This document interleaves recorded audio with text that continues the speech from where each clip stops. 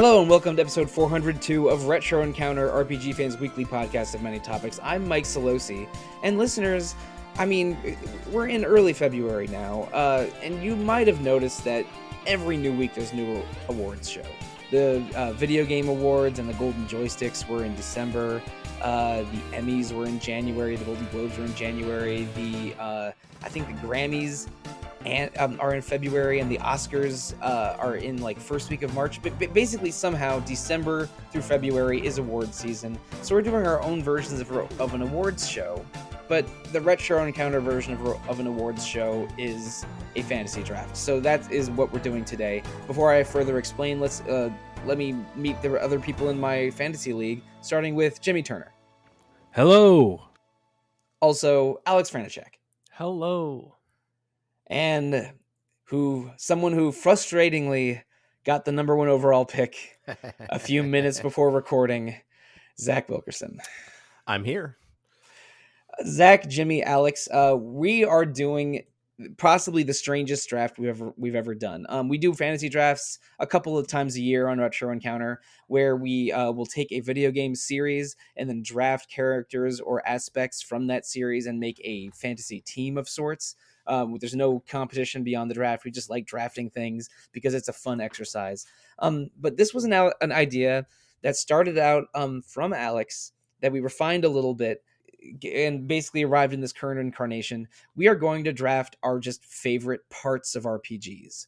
But instead of like Frankensteining those RPG parts into a full RPG, we are nominating them for a fictional awards show. So each of us is going to end up with a list of nominations from RPGs throughout history into an awards ballot, with the very annoying caveat that once a game has been picked for anything, it cannot be nominated for another category. And just for the sake of examples, I'm going to use either Zelda or Final Fantasy for all of these explanations.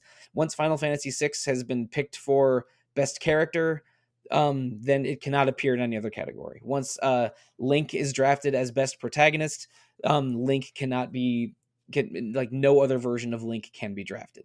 It's a little weird. We will probably negotiate the rules as we play the game, but the basics are, once a game has been chosen, it cannot be chosen ever again.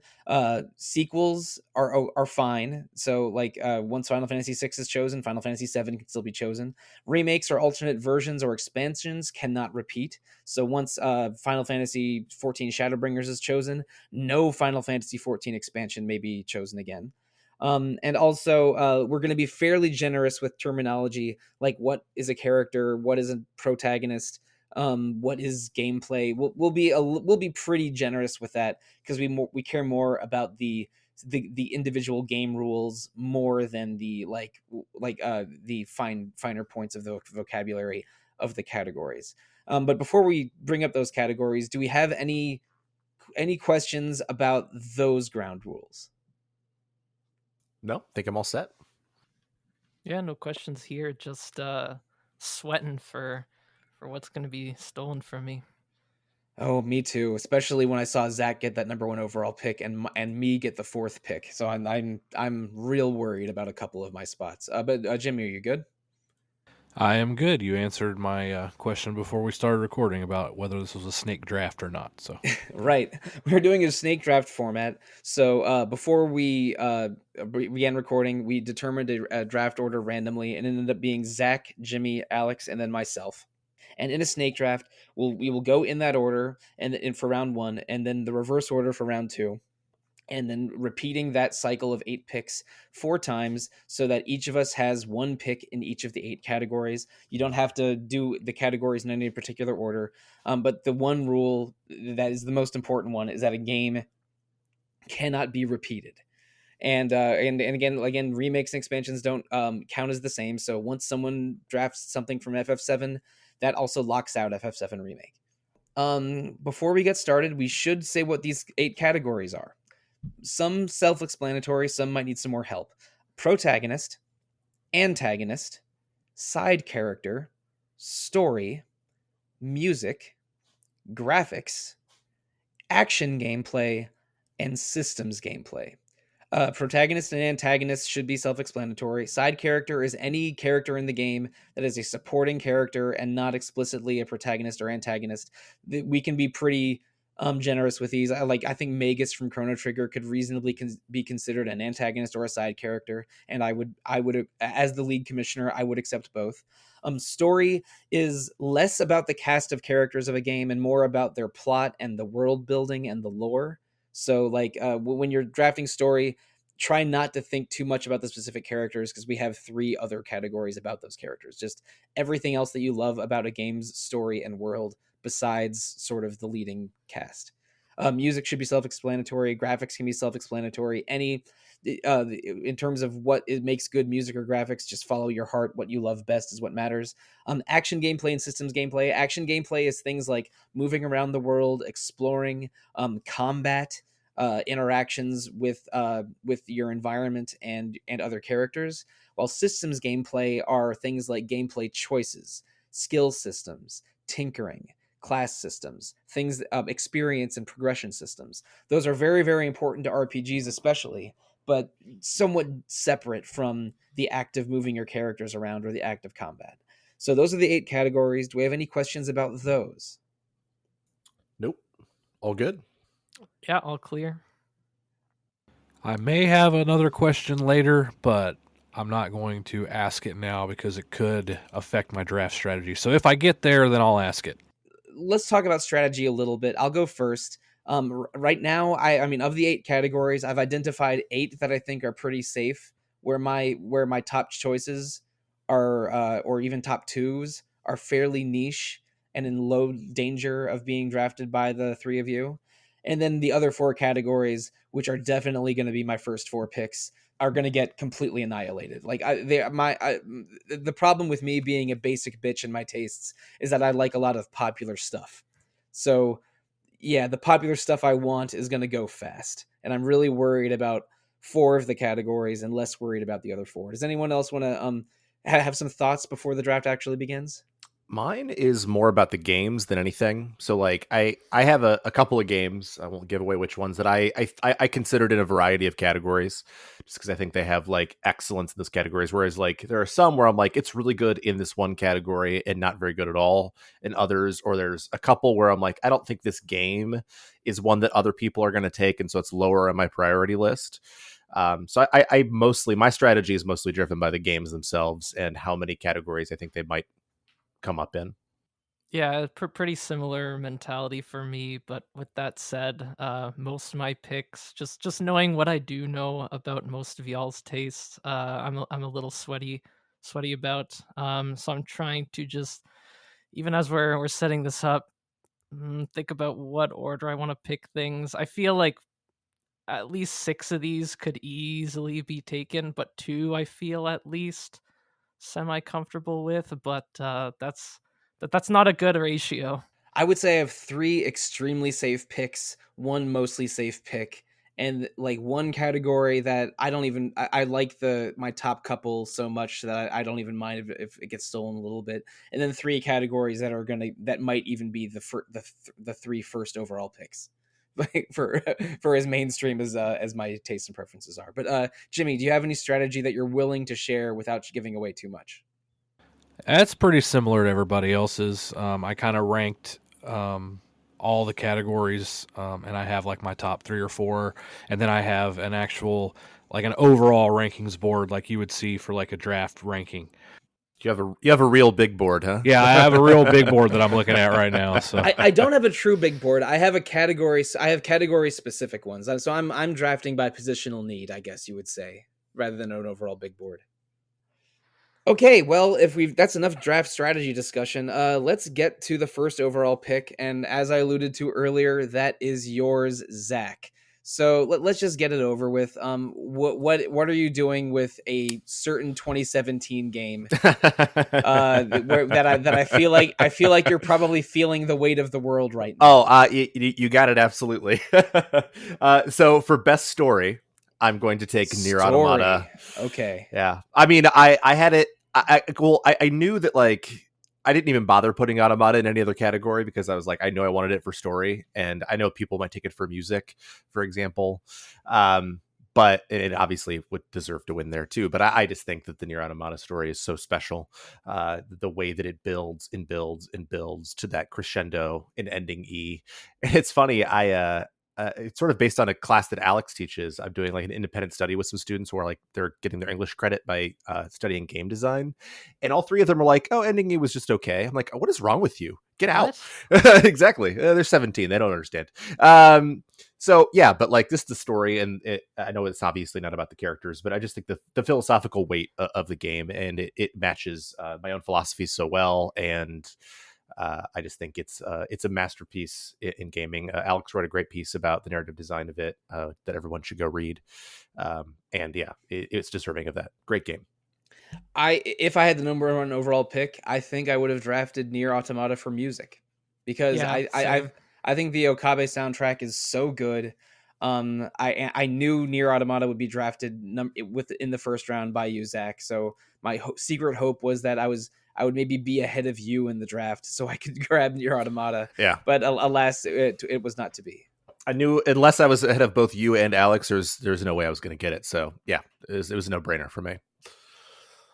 But yeah, just to say a bit more about Automata's story, just like the I mean, like this goes for like the original Nier 2, but just like that unique structure of having to essentially play the game multiple times, but with that never coming with like feeling too repetitive or anything like that, and it feels very purposeful in its delivery, putting you through the perspectives of different characters, and just the way that like a lot of story moments just can mix up different genres. Like one moment you're doing like an epic story moment that feels appropriate for like a bullet hell where you're in a mech.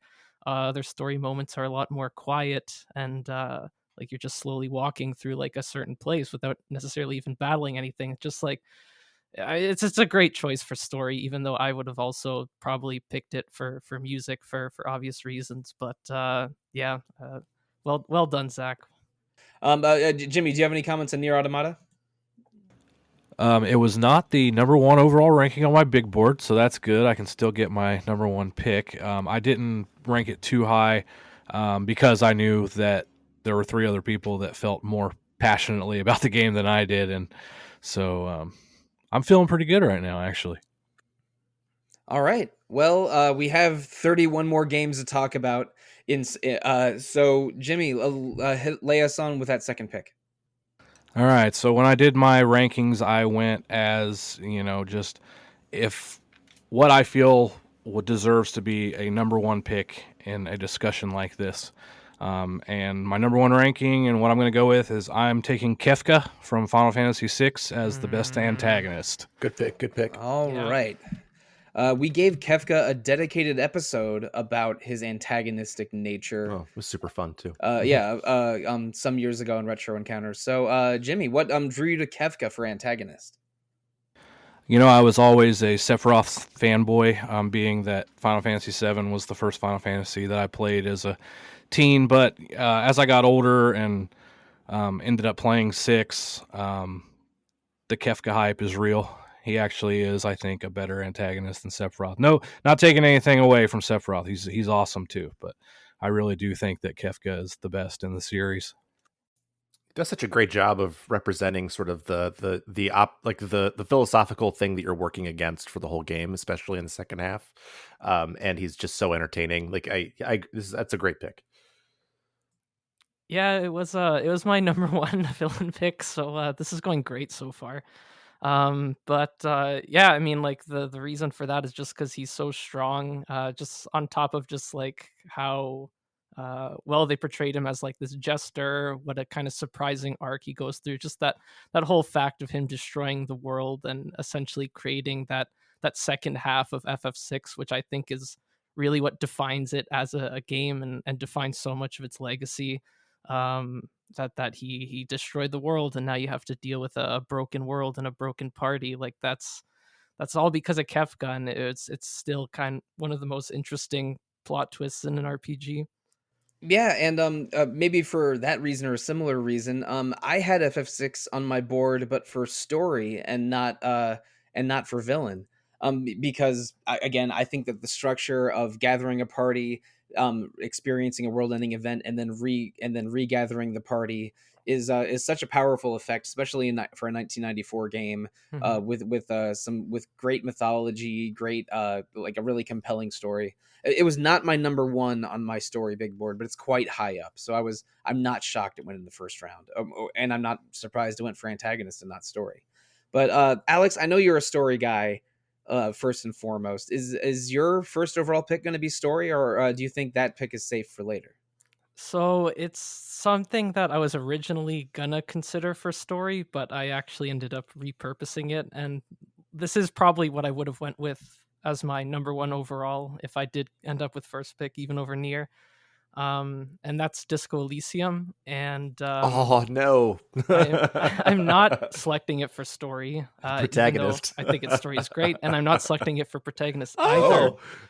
I'm actually gonna select it for gameplay systems. Okay. So I'm That's awesome. a big narrative design guy, and even though I think the plot of Disco Elysium is great and the protagonist is such a nuanced character to portray as a player and roleplay as, I think ultimately what makes Disco Elysium as special as it is its character building system. The fact that your character building is represented as, like the mind body human connection, that you're putting points into things like intellect, into your psyche, into things like empathy, into kind of your spiritual side in Inland Empire, and then you're also putting points in the physical side of things like your hand-eye coordination and your pain threshold tolerance and things like that, and all those different aspects of human sensation and human feeling and human thought are represented as their own internal characters in the game, and these characters insert themselves into conversations based on what skills, for lack of a better word, you put points into, and that kind of informs your character, informs your playthrough, and it informs the story that you as a player make out of the game. It's not about the overarching plot necessarily, which is ultimately a murder mystery, albeit with a really interesting world with deep political lore. But it's ultimately that interaction you have with the character building system and seeing how that plays into your interactions with all the different characters in the game that make Disco Elysium so special. And yeah, so yeah, gameplay systems for Disco Elysium. I don't know if you knew this about me, Aleks. I have not played Disco Elysium.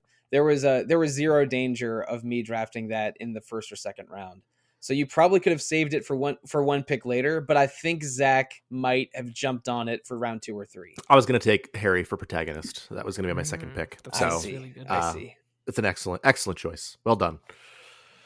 But Jimmy, are you a Disco Elysium fan, or are you in the? Well, it's in my Steam library, but maybe I can get to it in a later date, just like I am.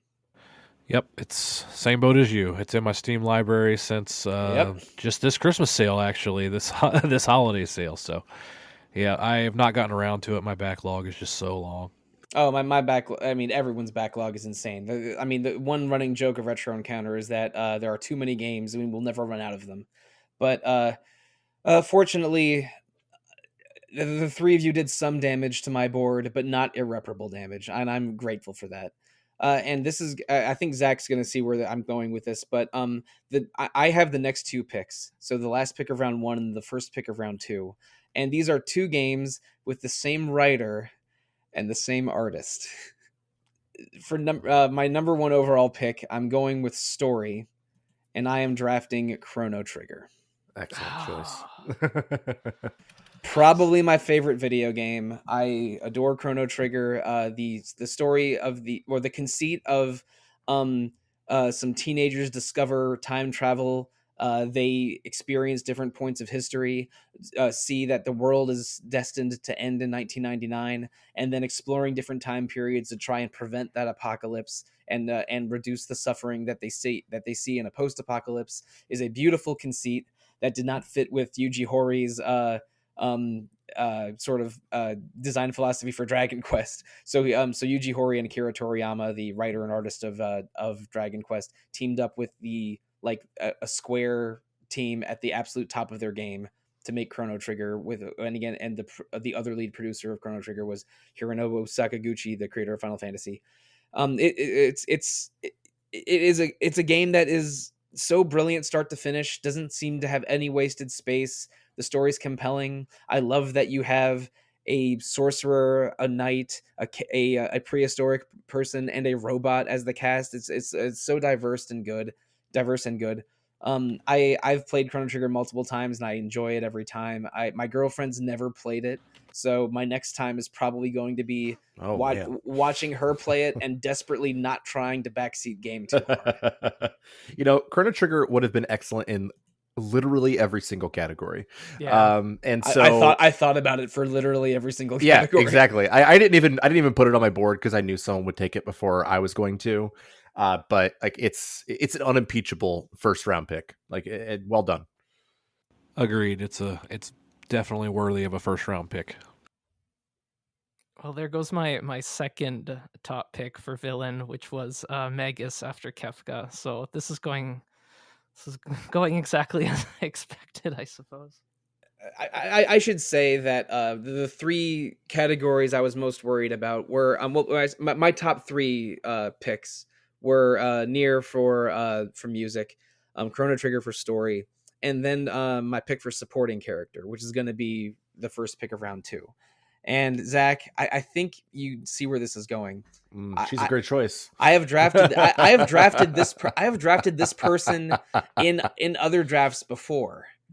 And I'm very informed by current events because I'm currently replaying Dragon Quest XI for the first time. I'm drafting Sylvando. Excellent choice. I love Sylvando so much. They are a ray of sunshine in this game. They join almost on a whim. You wonder if this character is too silly for a game that has world-ending stakes. But also Sylvando brings levity to the party, cares deeply about helping others, and is unquestionably good. Is well liked by all. But is also not communicated to be silly or weak. Like Sylvando's strong. He's a warrior and a circus performer that can and a deadly knife thrower. But also, he is flamboyant, extremely so, but never portrayed as weak or a joke. Just a total delight.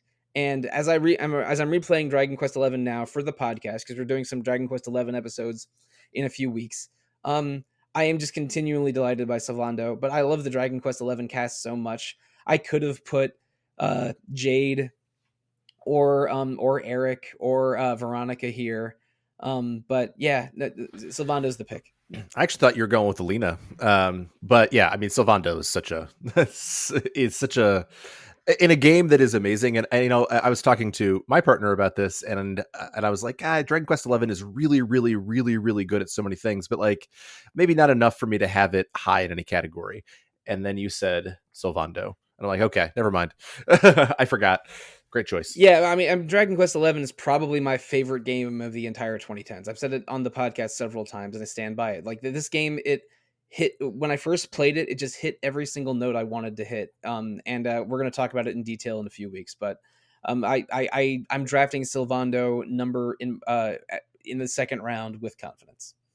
But Aleks, your confidence might have been shaken a little bit with Zach taking Nier, Jimmy taking FF6, and myself taking Chrono Trigger. But you have literally every video game in the universe to pick from other than those 4 in Disco Elysium for your next pick. You have no idea, Sollosi. Dragon Quest XI was going to be my next pick for active gameplay.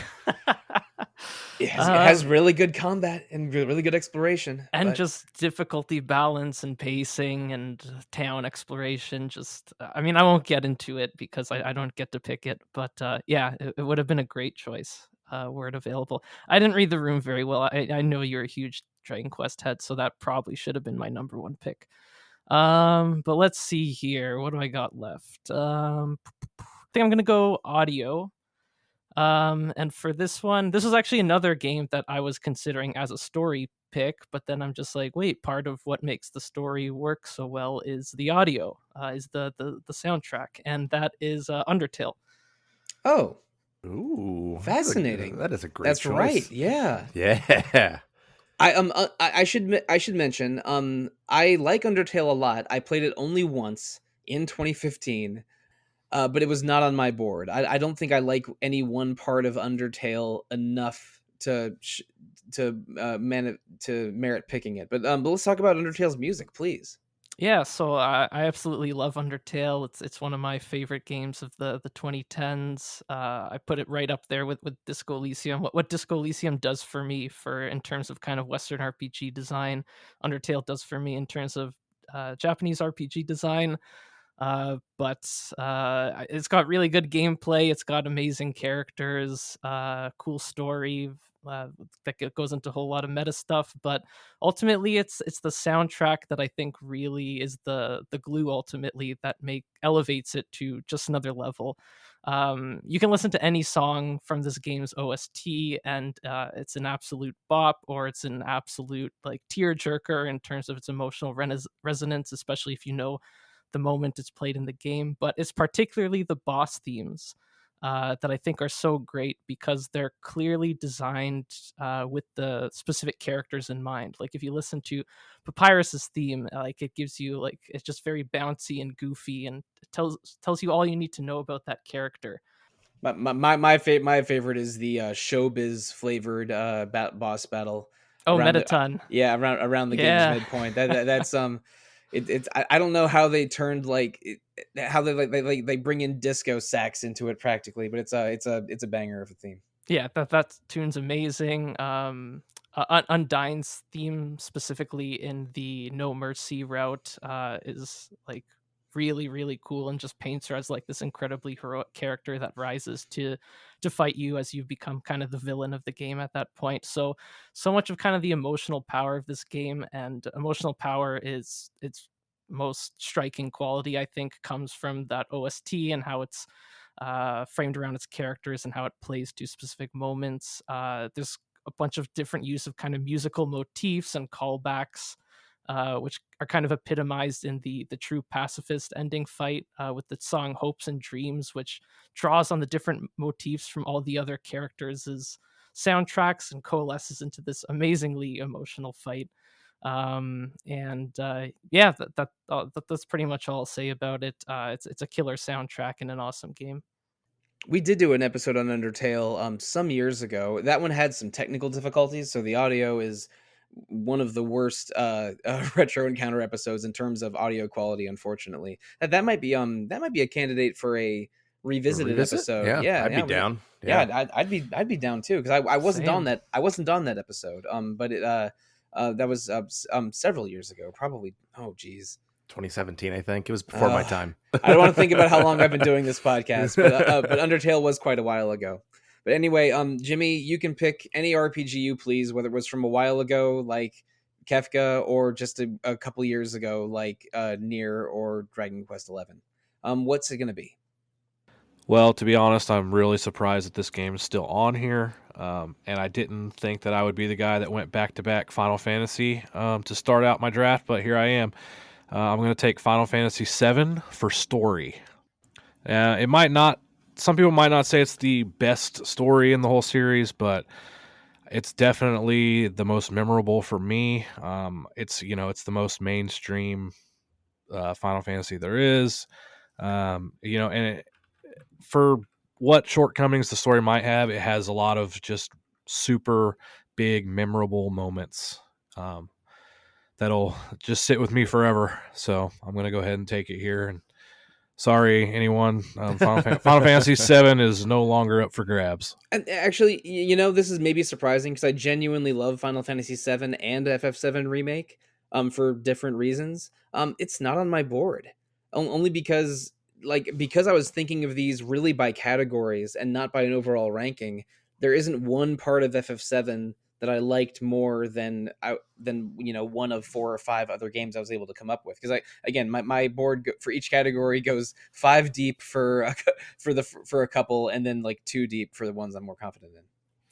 Yeah, I mean, if I had a category for I don't know, best spectacle, big moments, I'm glad you brought that up, Jimmy. There are so many enormous moments, and when I replayed it, I don't know, in 2019, I actually was sort of lukewarm on it, but the thing that it does better than anything outside of maybe 16 is it just hits those big spectacle moments. Mhm. Even 26 years later, it's amazing on that front. So great pick. God, 26 years later. I don't like hearing that either. Yeah, sorry, dude.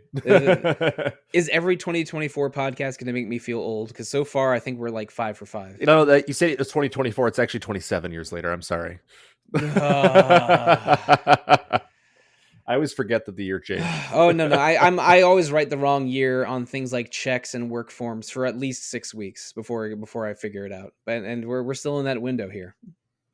Yeah, Sephiroth was my third pick for villain. So now I honestly don't know what I'm even gonna pick for villain anymore. So it'll be a surprise for all of us.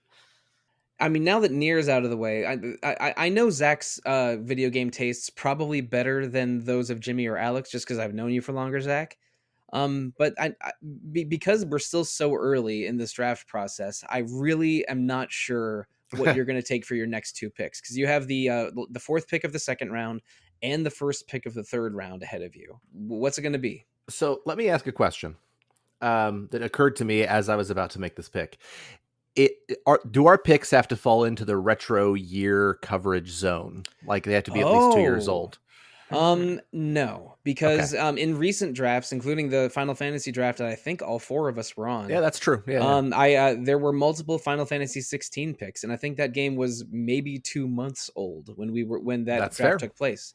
So Yeah. again, for our game journal episodes, the ones that dominate each month, those games have to be at least 2 years old. We do not have such a restriction for this. That is my ruling as Retro Encounter Fantasy Draft Commissioner. In that case, I'm going to take action gameplay, and I'm going to be taking Octopath Traveler 2. Oh, wow. Which was like a no-brainer for me. Octopath Traveler 2 took what was my favorite combat in an RPG, and then it made it better by adding just a little more depth, a little more tweaking, just a little bit more. So if this category was just combat, it would be an easy win for me. I love the break boost system. I love everything that you do in combat. Everything requires thought, but it has... We're talking about difficulty curve earlier, except for like the last bosses in that game. Like it all feels very fair. And while it's breakable, it's only breakable to a point. But is it boostable? I'll stop. But also the exploration in that game is just so strong. Like the day-night cycle adds all those things in you can do. It just becomes like this playground, like the RPG playground that I always wanted was Octopath Traveler 2. And I'm the sort of person who, when I get a little frustrated, I'll just guide it, but I reviewed it, so I couldn't do that. And I think that made it a better experience for me because it was just all exploration all the time. And it was just such a delightful experience. And I think in terms of this category, there's nothing that surpasses it for me. Maybe this will surprise you, maybe not. Octopath Traveler 2 was on my big board, but under visuals, I think it's my 2nd or 3rd overall choice for graphics. So again, it depends on how later rounds of the draft go, but that was definitely a threat to be picked by me, but it was not at the top of a category. So I'm not heartbroken, a little frustrated, a little worried, but I'm not. I don't feel like I've been stabbed in the gut like with Nier Automata. Yeah. I wasn't sure if I was going to take it so early because I know that Aleks hasn't played it yet. I wasn't sure about Jimmy, and you seemed like the only real threat to me. But like, I like it so much for this category that I needed to get it early. Makes total sense. Again, I don't know how future rounds would play out, but there was a chance of me picking it up for visuals. But you're not done picking. You still have the 1st pick of round 3 to go. I sure do. And I'm going to take Antagonist from the game that I'm guessing a lot of listeners probably thought I was going to take in the first round. Oh, yeah. This was I'm just going to write it down right here. Like, is that wrong? Is that wrong? Right? That is correct. Okay, yeah. I am taking Luca Blight as Antagonist. I was worried about Suikoden 2 getting popped for other categories. I considered actually taking a different character for Antagonist here, which is Joey. Who I wasn't sure if he would fit, but I was like, I think he's close enough. But yeah, I mean, Luca Blight is the ultimate antagonist. He is just pure rage, hate. He is a force of nature. We recorded a villain. I think our very first villains podcast was about Luca Blight, if I remember correctly. It might have been Kefka. Yeah, I think Kefka and Luca were the first two, Yeah. but I'd have to look. I'd have to go into the receipts to find out exactly how that played out. Yeah, but he's just, and I love that his boss battle, like so often, like they build these guys up, and then it's like, oh, eh. But Suikoden 2 is like kind of an easy game, except for that fight. That fight is challenging every time I replay it, which is a bunch. Like I struggle. People die, even when I'm like doing my optimized builds because I've played it so many times. So it is just, he's just such a force of nature, and he defines the first 2/3 of that game, and then the fact that the game still does well in the last third is an indication of how strong the rest of the game is. But he is awesome. One thing I love about that boss fight is, I mean, it's multiple stages. You have to basically, he's charging through your front ranks, and you have to sort of slow him down and then finish him off. But for the most part, in Suikoden 2, you can roll with Rio and your 5 best other characters. You need to be 18 deep for Luca Blight because you need to set up 3 parties to take him down. And like if you have a weak link or two in those top 18, you can lose. It's intense. Yeah. I mean, I've definitely died to that fight more than every other fight in Suikoden 2 combined by a huge margin. Yeah, I mean, and like that's that scene where he's burning down the village, like it's just like etched in my memory. I'll never forget it. It's a great villain. That those are some remakes I'm looking forward to very soon. Yeah. I would love to hear more about them, but I have only played Suikoden 1 and 2 once each, but I would love to replay them in a in this new package that I hope we're getting soon. Yeah, I hope so too. But Jimmy, you're not a Octopath Traveler 2 or Suikoden 2 guy? We're not going to get into how many Suikodens that I've actually played. Maybe that's for a confessions episode in the future. Possibly. But, you've looked at the back catalog. Yeah, no, we have. I mean, I think I said Suikoden for a confessions episode like 6 years ago, and then played the first 3 Suikoden games like right after. But Jimmy, you can't pick Suikoden 2 or a few of the other games you've already picked, but you have still most of the World of RPGs and most of the board still available to you. All right, so for this next pick, I'm going to go with, for me, the category that was hardest for me to find a lot of good examples of, which kind of surprised me at first. Thinking about it, I thought, well, this probably is a plentiful category, but the more I thought about it, it wasn't nearly as deep as I thought. So I'm actually going to take The Witcher 3, and I'm going to take Geralt of Rivia as best protagonist. Mm-hmm. Oh, that's a phenomenal pick. Yeah, I was considering that one too. Yeah, he was on my board. Yeah, so I don't know. The more I thought about it, a lot of like main protagonists, especially in JRPGs, are just silent protagonists. So a lot of them don't necessarily stand out. I mean, there are some for sure, but Geralt. I mean, that I could have put the game. I could have drafted it for several different categories. It does so many things so well, but maybe it's because there's a whole, series of novels of lore to go on, or, a Netflix show. He just feels like a really well fleshed out protagonist, and really is what makes the game so great for me. Yeah, I think part of what made me love The Witcher 3 so much is that your role as Geralt, how you're kind of put into that as a player, it's almost like brings the best of both worlds of Western RPG and Japanese RPG, like protagonist characterization, where you have like this clear background for the character that has his own history, his own story, his own place in this world, but you still get the choices to with like Geralt's like framework in mind to shape his story and make choices that affect his life and the whole world around him. So I think, yeah, Geralt's a great pick and one I was considering myself. Maybe this shows my JRPG bias, but I have not played The Witcher 3. I do own a copy, and I am curious about it. That might be a good future retro encounter episode. One we'd have to plan months in advance. Yeah, no, that's true. I mean, especially Yeah. since I'm not exactly playing a shorty right now with Dragon Right. Quest XI, but maybe down the line, maybe even later this year, I'd be interested to try that because it's so acclaimed, especially for its writing. And I mean, Geralt, just like there's memes of just him lying in a bathtub. That's worth something, right? It absolutely is. Happens very early in the game, so you'll be Indeed. able to catch that quite soon. I'm not concerned about bathtub spoilers, but I am interested in the Witcher 3. But there was no danger of me picking it. So, but I know that Zach loves that game, and I wasn't aware if you had played it or not, Alex. So maybe Jimmy was wise to jump on it early-ish. I think so, because Geralt was on my board for protagonist. Yeah, I was considering it.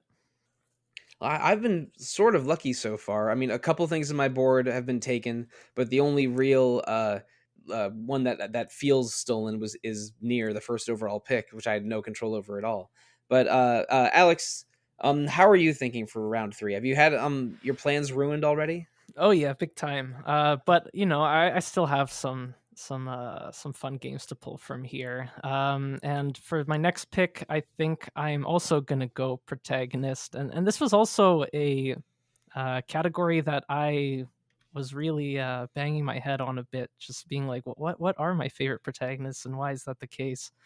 One of the things I was considering was to get my pick back that was stolen from me tragically in the Final Fantasy draft, which was Cecil Harvey from Final Fantasy IV. But I think I'm just gonna let Sleeping Dogs lie and just leave that. Another pick was actually from a game that currently playing right now. I played Persona 2 Innocent Sin last year and really loved it. And I'd started playing the second part of Persona 2 Eternal Punishment, and I think Maya Mono across those games is a really great awesome choice. pick. Maya's awesome. I think Great choice. I think when we did the Persona draft several years ago, she was picked in the first or second round as well. She protagonist. should be. Yeah. She's so good. But I feel like because I haven't finished Eternal Punishment yet, that's almost like a dishonest pick. So I'm thinking I might actually not pick her. I mean, most of her great characterization happens in Innocent Sin. I think. Yeah, That's I mean fair game. that's true. That would be my argument. But just because I feel like a little sketchy about that, I think I'm gonna pivot, and I'm gonna pick the character that's been my desktop background for the last 2 years. And he's not even like the full protagonist of his own game, and he's not even like best known as a protagonist. But this is something I feel like Sollosi might take in the one of the next 2 picks, and that's Goro Majima from Yakuza 0. The Mad Dog of Interesting. Shimano. Phenomenal choice.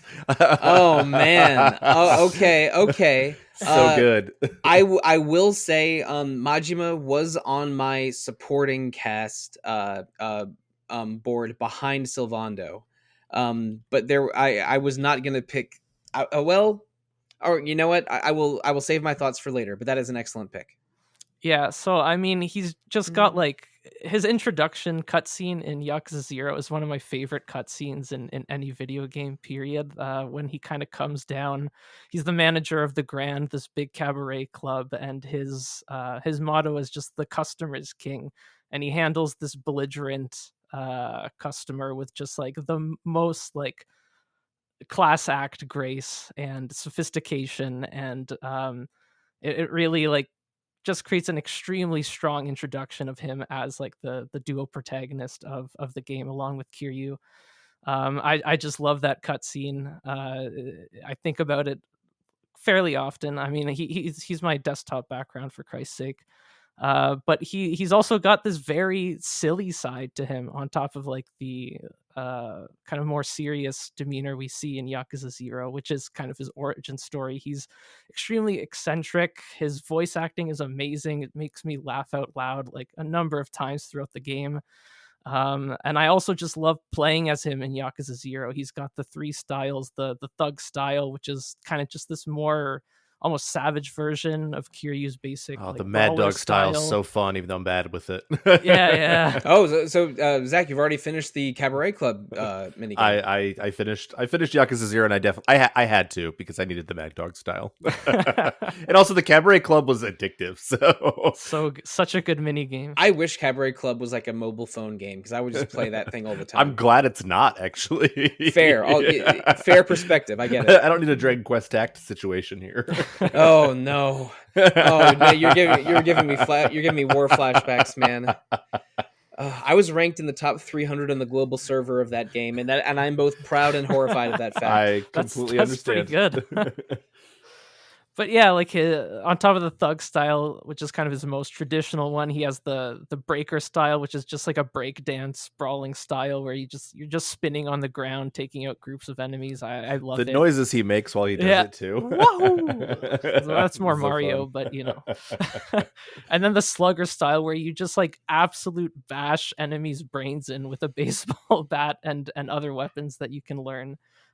Just really like help communicate his character. I just love the relationships he has with kind of the major NPCs in this game.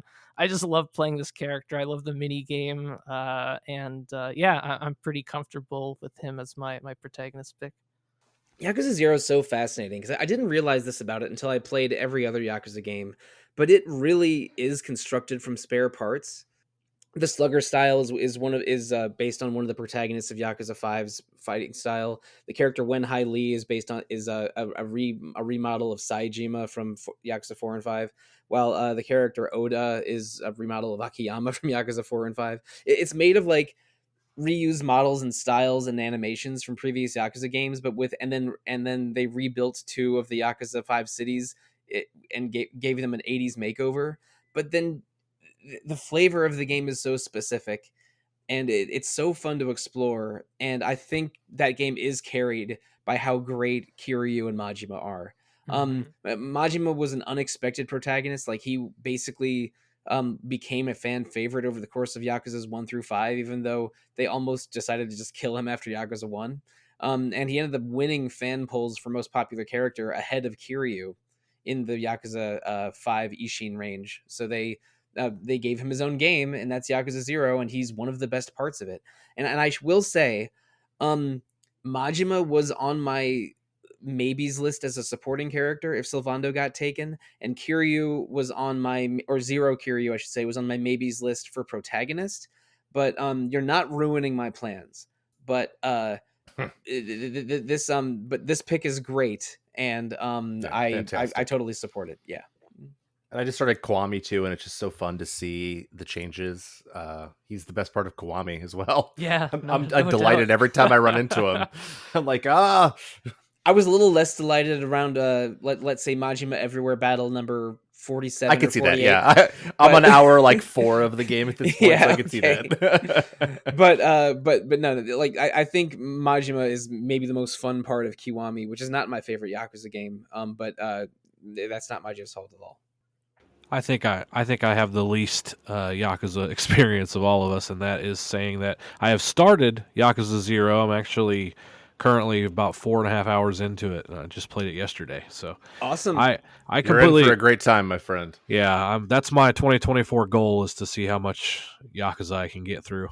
So noble goal. I started playing the Yakuza games in 2020 and only just caught up a few months ago. But I've played all of the major ones released in English now, and I could not be more excited for Yakuza 8 / Like a Dragon Infinite Wealth, which brings me to the final pick of round 3. I know you're going to take. Yeah, you do. I had on my board. I had 5 people on my list for protagonist, including Kiryu. But my heart lies with a different Yakuza protagonist. Ichiban Kasuga is such a delight. I was debating it as well. When you were talking about Majima, and I was trying to figure out if I could have Kasuga stolen from me, and it sounded like you were maybe talking about Yakuza until you said co-protagonist, and that was a sigh of relief, because it's like all right. Now, Ichiban is unquestionably the the shining star of Yakuza like 7 / Like a Dragon, and his relentless optimism, his belief in others, his support for the common man, Ichiban's not very smart or worldly. He was in prison for 18 years near the beginning of the game. Spoilers for the first 45 minutes of Yakuza Like a Dragon. So like when he's out of prison, he's very naive. He has to be taught how to use a smartphone. And he uses some clumsy language when when he encounters some homeless people and sex workers in the early levels of Yakuza Like a Dragon. But he always wants to learn, always wants to improve himself. The metaphor of the Chinese folktale of a carp swimming up a waterfall to turn into a dragon is represented in his struggle and also the tattoo on his back. And he's voiced by the same voice actor that voices Nishikiyama in Yakuza 1 and 0. And Nishikiyama had a carp on his back, which was a metaphor countering the dragon. It's the same voice actor as Nishiki? Yeah, he's Nishiki's voice actor. Basically, they liked working with Nishiki's voice actor so much they gave him the role of Kasuga. So Kasuga is an inheritor of Nishiki and Kiryu.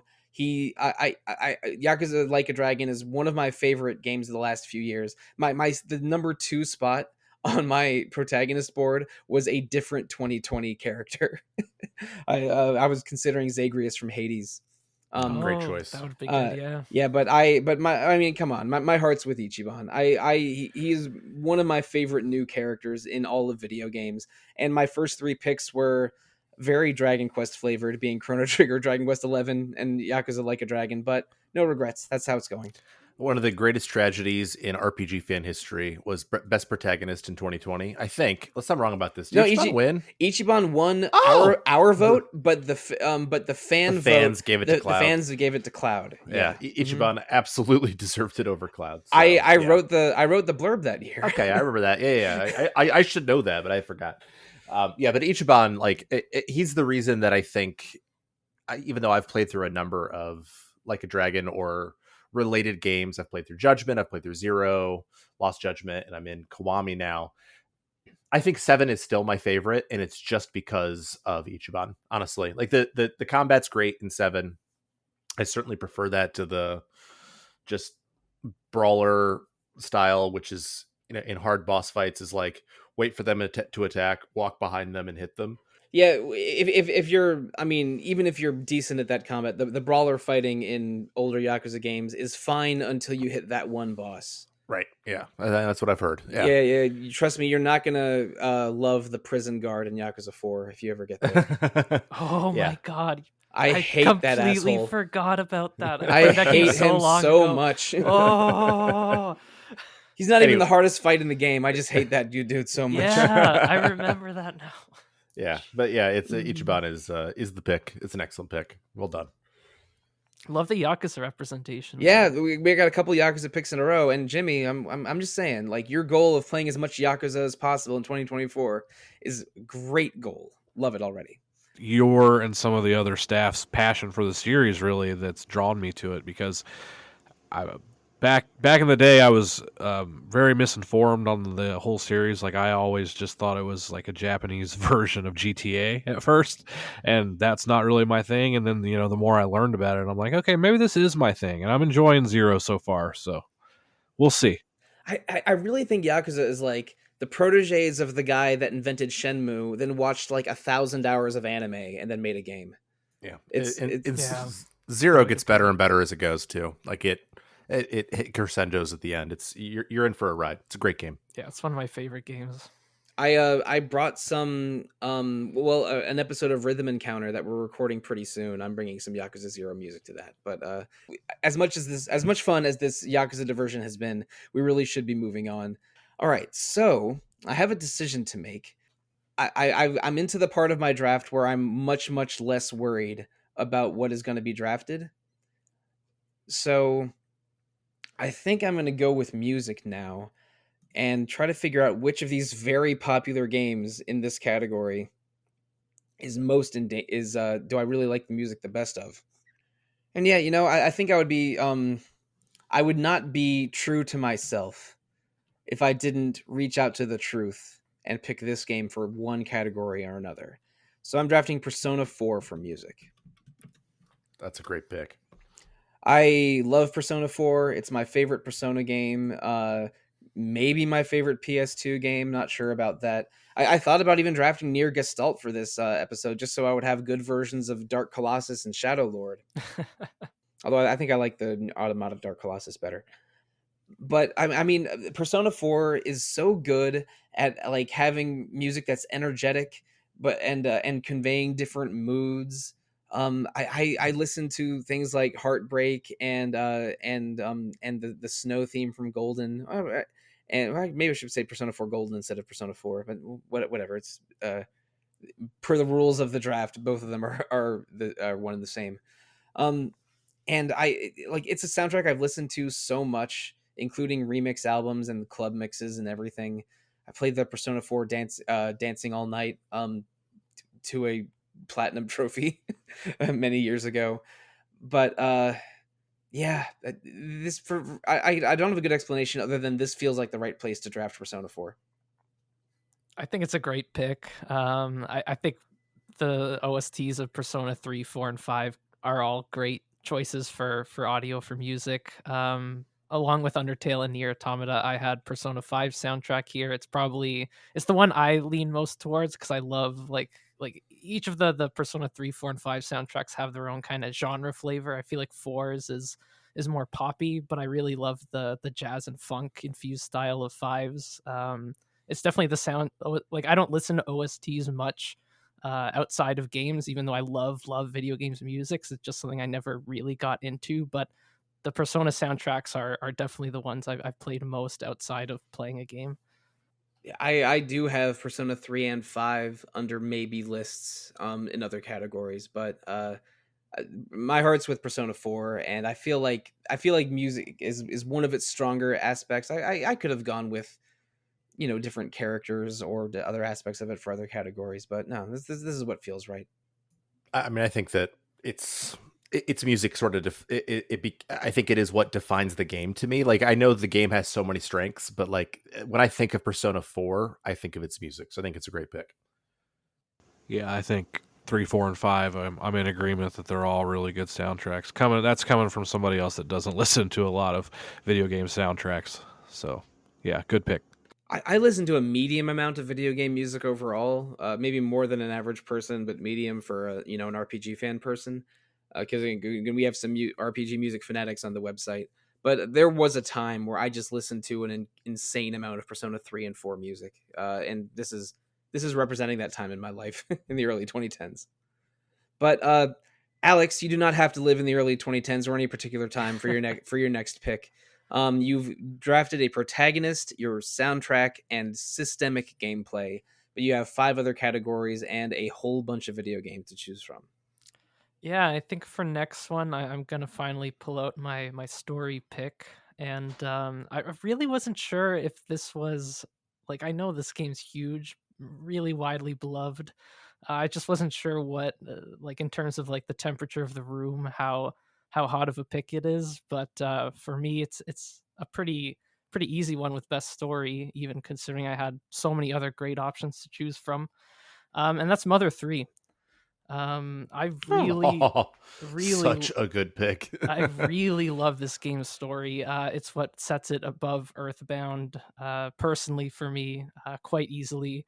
The whole story kind of being like it reminds me of a stage play, the way it's structured, like the fact that you with each of the first few chapters, you start in Tazmily Village, which is kind of like the main locale of the game, where a lot of the different NPCs that you meet and grow to like and they develop throughout the game live. But ultimately, like as Mother 3 continues, you start to see what a interesting and smart critique of the corrupting nature of capitalism that it really is.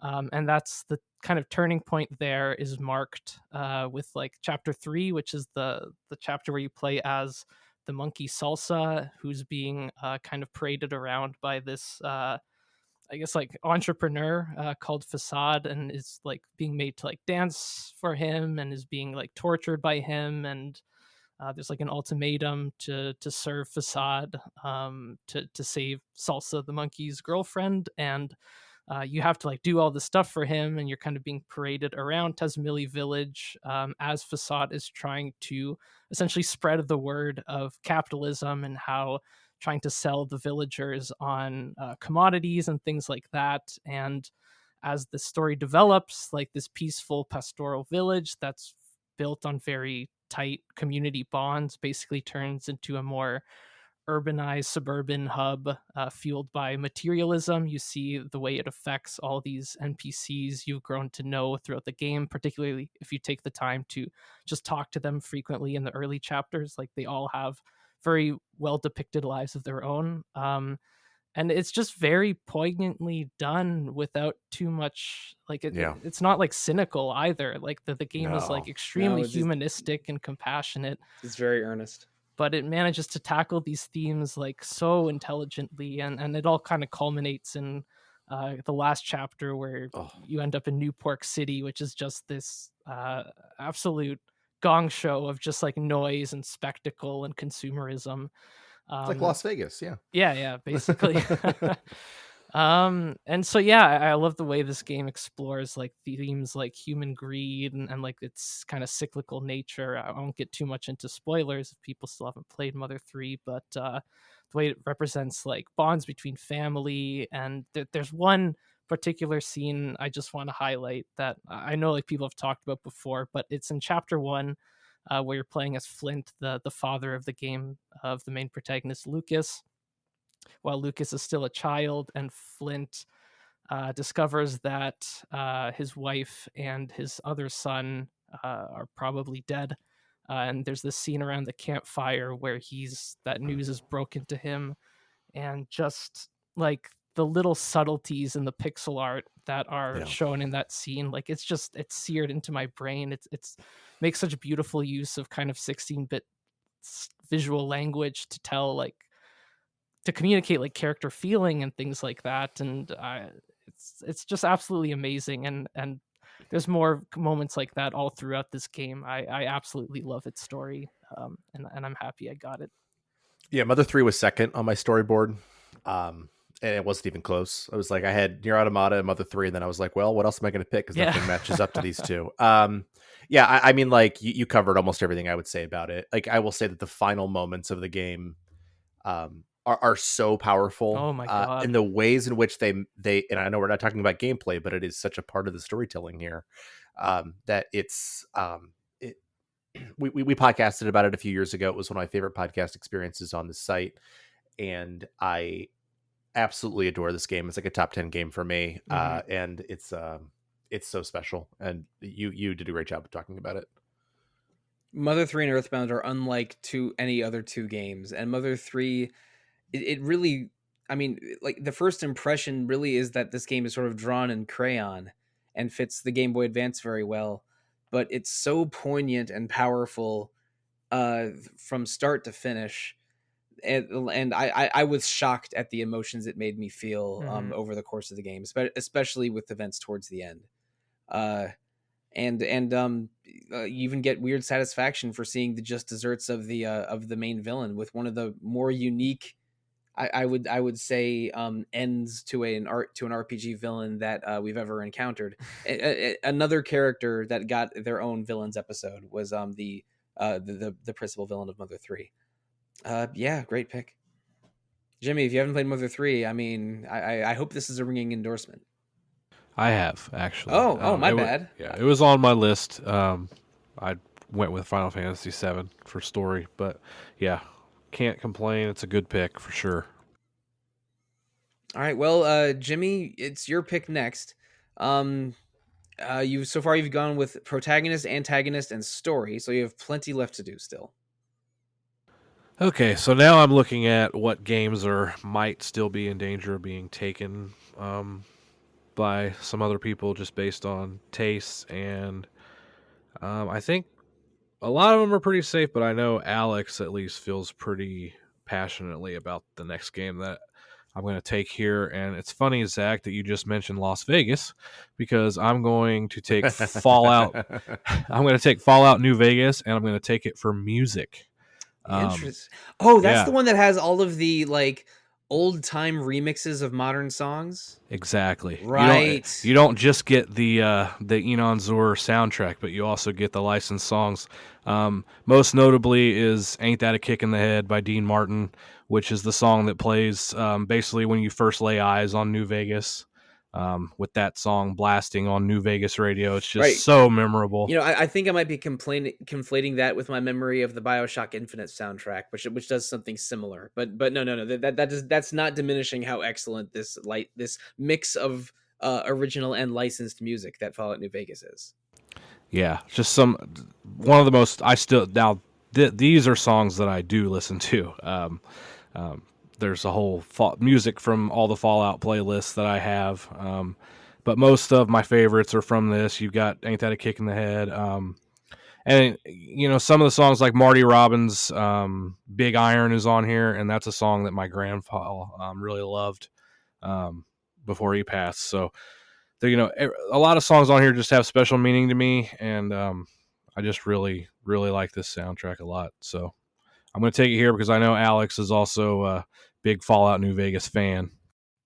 Yeah, I mean, I absolutely love Fallout New Vegas. I actually, music isn't one that would naturally occur to me. I'd probably pick it more for story or maybe even game systems, if anything. But I think that's a really clever pick, and this game definitely deserves to be on one of our lists. So I'm glad to see it. Nice. All right, so that means that Jimmy, Aleks, and I have all picked our music category. Zach, you haven't. All four of us have picked story already, so we valued that quite highly. Aleks, I'm sorry, Zach, you're also yet to pick a protagonist. There's a lot of stuff ahead of us. Sorry, and again, this is just the pool that we're drawing from is massive. We're basically just talking about 32 of our favorite RPGs in this episode. So yeah, give us the next one. So the next pick is not one that I am super invested in, but it is the one that I am the most worried about. And I'm going to take Persona 5 for best visuals. Okay. Persona 5 is probably my number 2 on visuals. It was Mystery Game number 1, then Persona 5, then Octopath Traveler 2. Yeah. I considered Octopath for visuals, but I knew I wanted it for gameplay. So yeah, I mean, like Persona 5 is a really great game in so many ways. Like I think the combat stuff is really fun. Exploring the dungeons is great. It's way better than previous Persona games.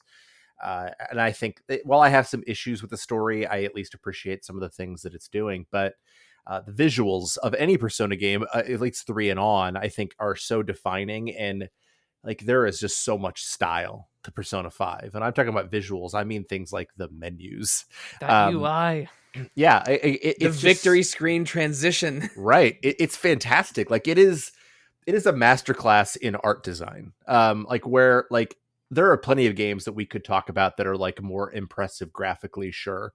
Whereas Persona 5 is so impressive from a design perspective, and it is such a joy to play, at least 45%, because of the way that it looks and the way that it uses things like cameras or whatever. Like it's just it's so polished in the way that it's put together. And I think that it's a huge part of why the game works. There are, like I said, there are other things about it that I like. But the visuals, I think, are really what sell me on Persona 5 as a special game. Even though it wasn't one that I was like super invested in, it was one that I knew I needed to take now because Persona 5 is popular, right? So there you go. Again, I did have it under consideration for visuals, but it's not at the top of my board. In fact, I'm starting to get worried. Maybe I should, because this was the first visuals to go, and I'm worried about the game I do have at the top of my board. But yeah, I like a lot of what Persona 5 brings to the table. I don't like it as much as Persona 3 or 4, I think, but visually it is so stunning and so unique that I'm surprised we don't have more outright Persona 5 copycats in 2024. Yeah, visuals was another one that didn't occur to me immediately for Persona 5. Is easily going to be audio, if anything, because I absolutely love that game soundtrack. But you're so right that the whole presentation of the game with the UI, the way it just pops off the screen, the kind of thematic presentation of that like blood red of the Phantom Thieves, it really works with the audio to contribute more to the game's themes and its overall vibe. And yeah, it's a good choice and a great game. Yeah, I could see Persona 5 being on here for a number of categories, and I'm kind of surprised that I was overlooked this long, to be honest. Yeah, that's I was worried about it. That's why I took it. So There are too many good video games is the issue at hand here. And I guess that's the last pick of round 4. So Zach, it's your turn again for the first pick of round 5. So I'm going to take another game that I'm somewhat worried about and that is very new for protagonist. And I'm going to take Clive from Final Fantasy 16 for protagonist. And I could have seen it for a lot of things, music, visuals, like the same things we're talking about. But like, I usually like protagonists that are like broken in a way that is obvious and the whole game is like fixing their brokenness, but there is something really refreshing about Clive being sort of, and this is a thing I'm aping off of you, Sollosi, like sort of being like the perfect protagonist in so many ways. Like he's like a pre-built protagonist, and I think that a lot of people have accused 16 of feeling pre-built to like everybody's tastes, but in Clive's case I think it absolutely works. Ben Starr's performance is phenomenal. I think everybody can agree on that regardless of your feelings about the game. Yep. I think that he is a person who I can absolutely see would be a reasonable leader, or a bit like a leader who people would follow, a person who reacts in ways that I think are reasonable in almost every situation, but he's just like he's just so likable. And it is not normally a thing that I say about protagonists is something I like. My number one pick in protagonist category was Harry Dubois, but I just think that he is such a, like, he carries so much weight in that game. And obviously I like the game a lot, and he carries it all the way home. And so I think he's an excellent protagonist. No arguments here. I think what I said in the FF16 episode is that it felt like he was created in a lab to appeal to as many people as possible. And like Final Fantasy 16 is a triple A ass RPG. It's hugely expensive. Like a lot of care was brought to the visuals and the fidelity and the performances. But Clive carries it. Like if Clive was too annoying or unlikable or unpleasant or not a success, then the entire game collapses because you are with Clive for 99% of the runtime of FF16. And so there's a lot of burden on that beautifully sculpted shoulders of his, but it works. Clive is awesome. I think I drafted him with my first pick in the FF draft several months ago. X16 was not on my board only because I was fixating category by category, but it absolutely belongs in this draft. Like Clive is awesome.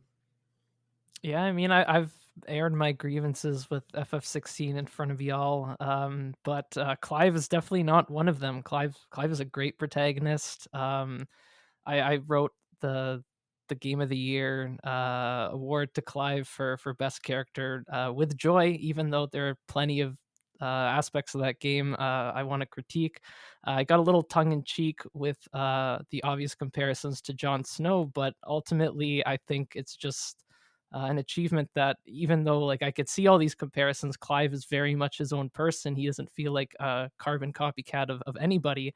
And part of that is just that performance from Ben Starr, how sincere and how emotional it can be. And yeah, it's a great pick.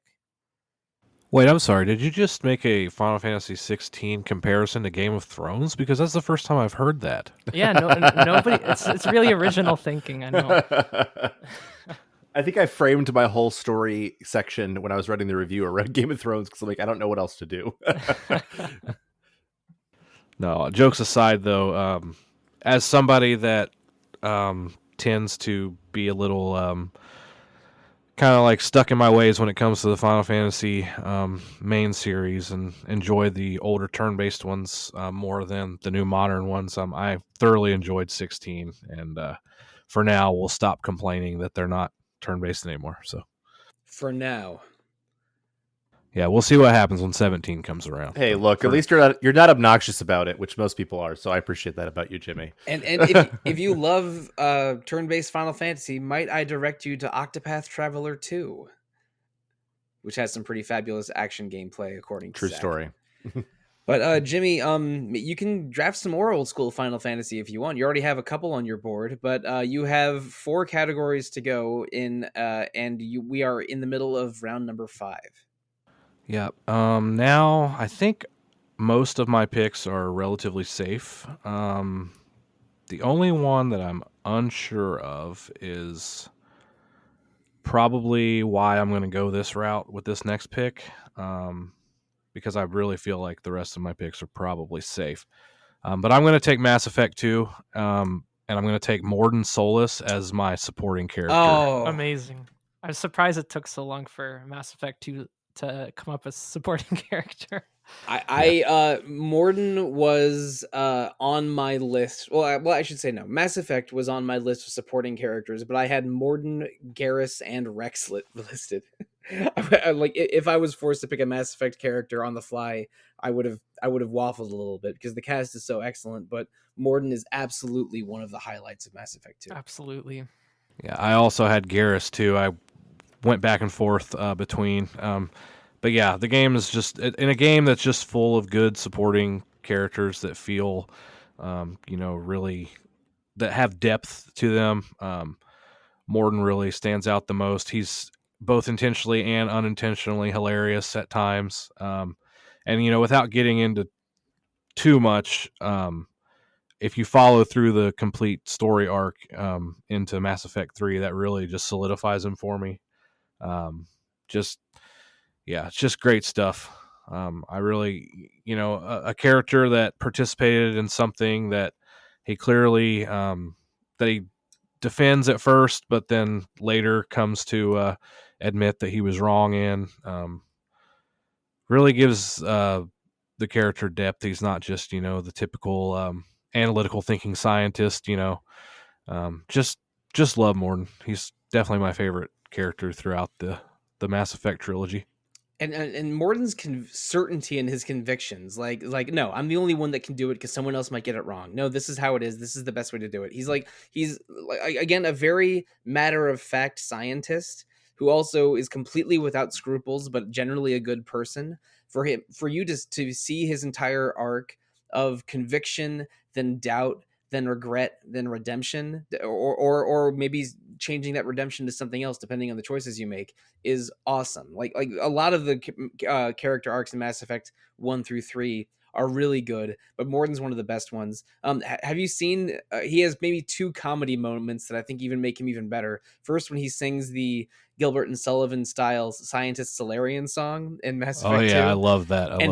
And third, in the Mass Effect 3 Citadel DLC, he doesn't attend the party, but he leaves you a voicemail that is one of the most hilarious jokes in Mass Effect 3.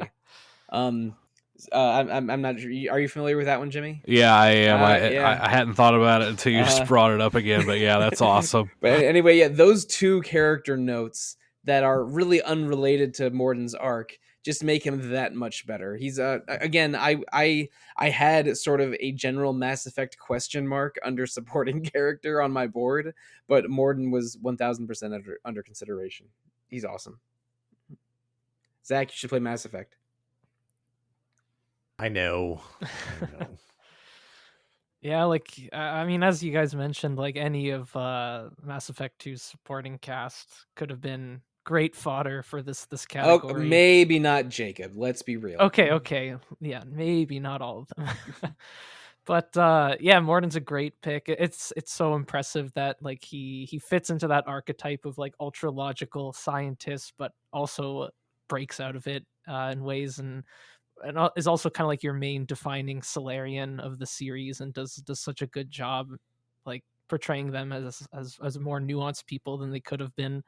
Yeah, it would have been tough to choose between Garrus and Morden for me if I went that route for supporting character.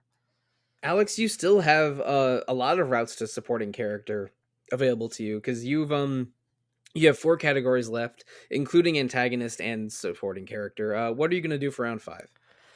I'm thinking I'm going to go visuals for round 5. And the approach I took with visuals was I asked myself, what game would I most want to hang like a bunch of screenshots of on my wall? Like if I just had like a bunch of screenshots of like a certain game and decorated my house in it. I'm worried. What's it going to be? Well, there's a couple things I considered. Dragon Quest 11 was one of them because it's got that amazing Toriyama style, but that's off the table. Elden Ring was another one because I mean, like, just the art direction in every single part of that world and all the levels, the amount of detail It's absurd. there is absurd, and it's It's absolutely absurd beautiful. and great. Maybe you should pick that one. But I'm We know actually that's not what Sollosi wants. but I'm actually gonna go with something different. And I think you're safe, Sollosi.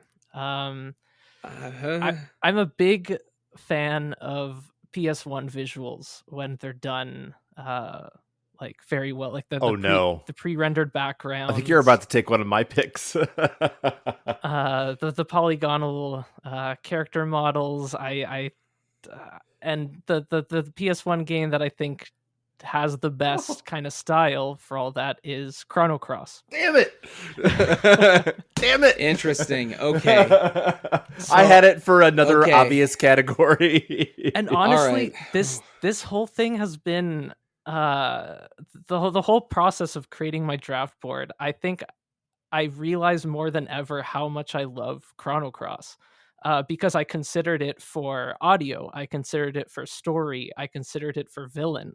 All of those categories it absolutely excels in my opinion.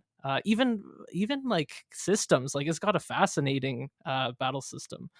But ultimately, I have to hand it to the visuals. I just love the whole tropical aesthetic of this world, and when you get to kind of some of the more serious parts of the story, it goes to pretty weird, amazing visual places as well. But yeah, it does like the Spira tropical vibe that I love so much about Final Fantasy X. But in that PS1 aesthetic that just like you can't really find outside PS1 games. And so yeah, I'm pretty happy with this pick, and I'm honestly a little bit surprised that other people were considering it as well. I was considering it for music. Yeah. I was considering it for music, but when I got Chrono Trigger for story with my number 1 overall pick, I decided to go Persona 4 for music because it didn't feel totally right having Chrono Trigger and Chrono Cross. That's definitely fair. I think if I ended up picking Magus for my villain, I might have avoided Chrono Cross as well with that same logic.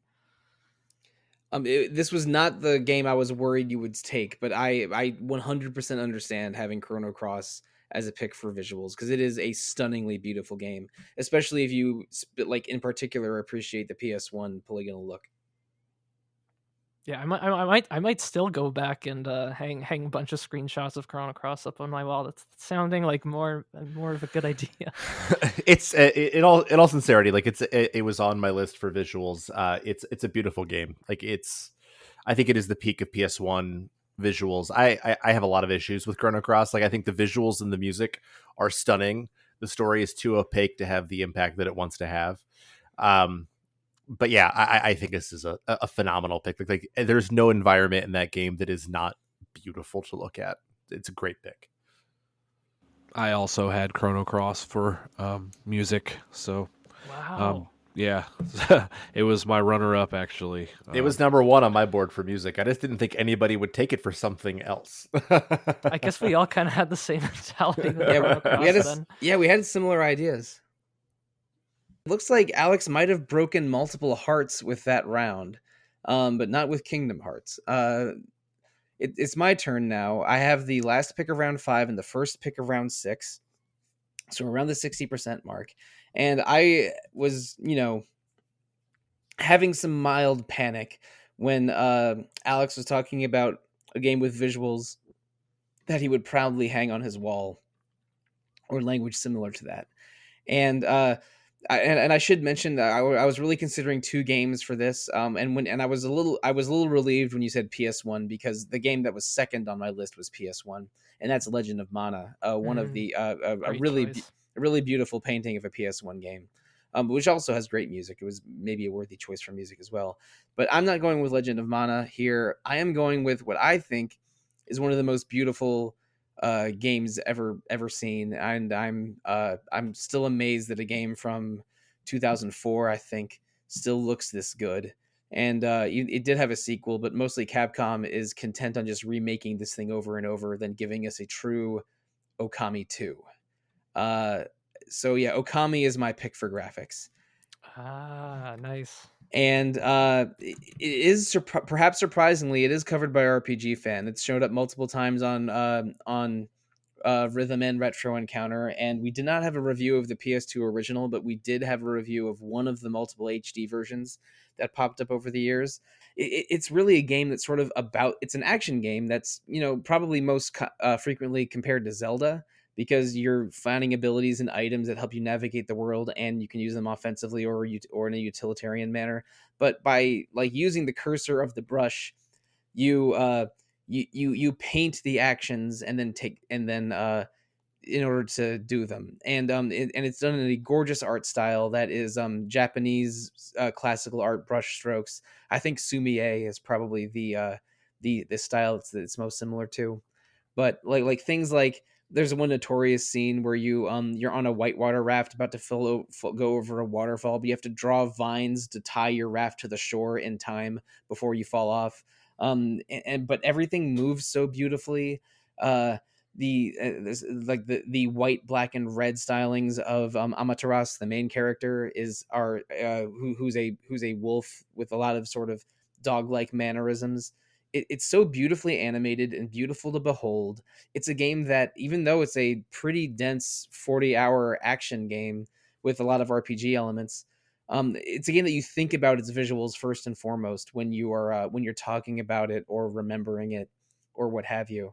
And yeah, I love Okami. I've only played it twice, once in the PS2 and then once many years later, I think on PS3. Question mark? Not sure. It was a while ago. Okami's been on every system, so I don't even remember exactly when or how I played it. But yeah, I think it is a startlingly beautiful game, and and I think I'm feeling some more relief now, because I think that my other final couple picks are low risk. But Alex, when you were describing your choice for visuals, I really was worried that Okami would be taken from me. Yeah, Um, with uh, the context of being like, oh, it's like hanging up like paintings of it on yes, my Yeah. wall, like that's like that's a, Okami is literally a playable painting, so I yeah. could see that worry creeping in.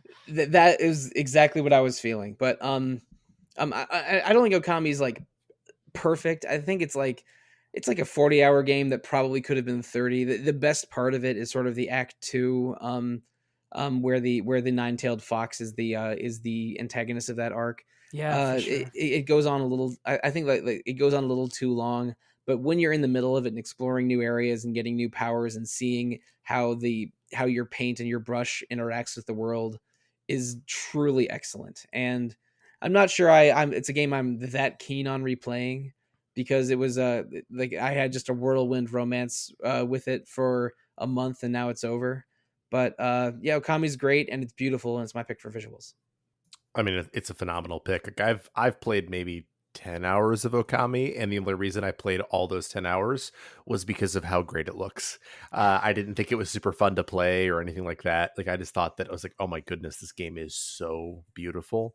And yeah, I think that there are a lot of picks that would have been great in this category, like anything for Vanillaware. But like I think Okami honestly is the pick.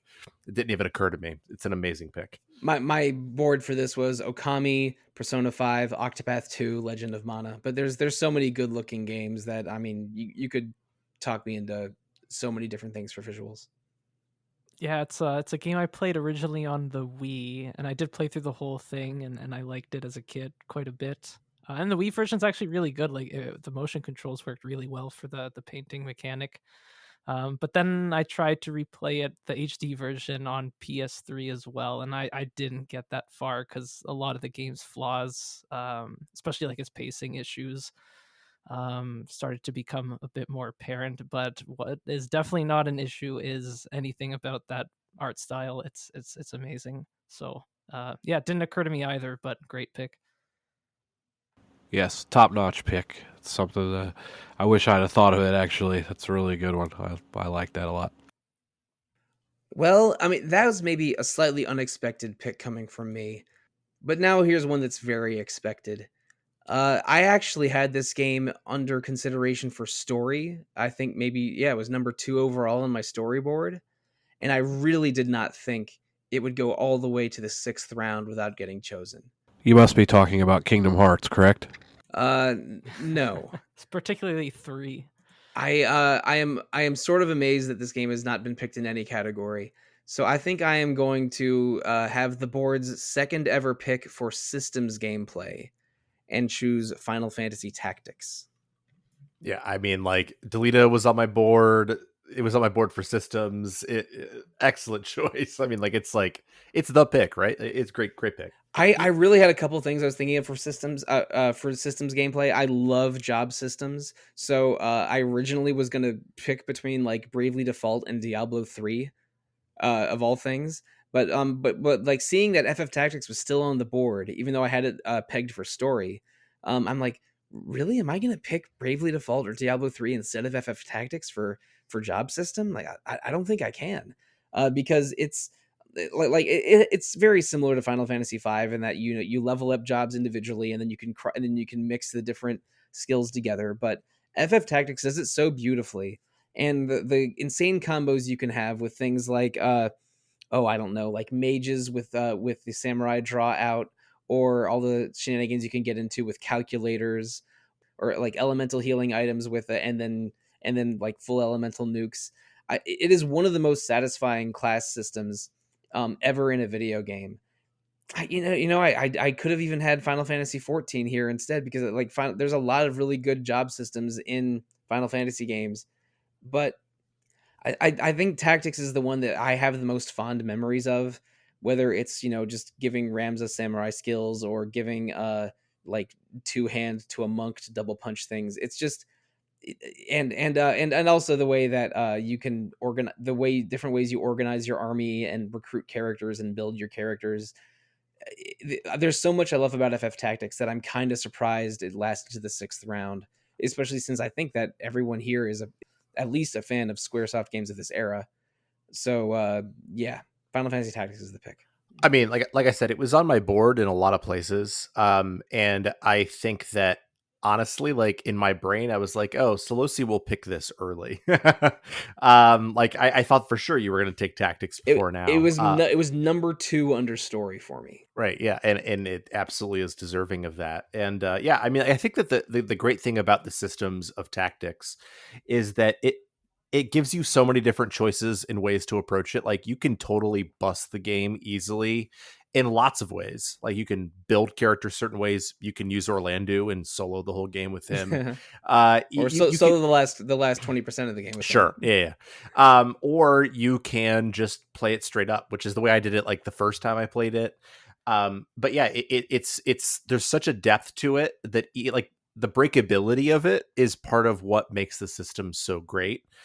And yeah, it's a phenomenal choice for many categories, and I think mostly for this one. So great job. Delito was second on my board for an antagonist. So yeah, even if I'm not even sure if he qualifies, but yeah. I should mention that Final Fantasy Tactics succeeds in the gameplay ways because, well, in gameplay theaters, because its systems interact with the action so beautifully, and it's a little hard to separate them. But I think even if I'm isolating like active gameplay from systemic gameplay, the job system of FF Tactics is so satisfying to mess around with and tinker with that I'm confident in this choice. But yeah, with apologies to Bravely Default, which I really didn't think anyone was going to pick for any category, and had that earmarked for my systems pick until I realized FF Tactics was still on the board.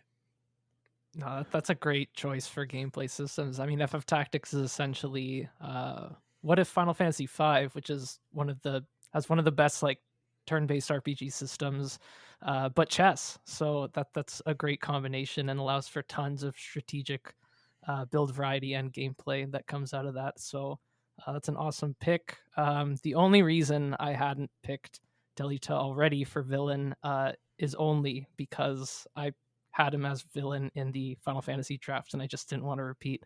Otherwise, that would have gone real quick, because I know there are multiple FF Tactics fans here. I think I've drafted Sylvando as a supporting character twice in the past. So yeah, I have no problem repeating previous picks. So Final Fantasy Tactics and I have a complicated relationship, you might say. But it's me. It's a me problem, I'm willing to admit, not a Final Fantasy Tactics problem. I just wasn't very good at RPGs back then when I played it, and the game basically sent me away crying in a corner, and I didn't touch it again for years after that, and consequently didn't touch a tactics RPG for years after that.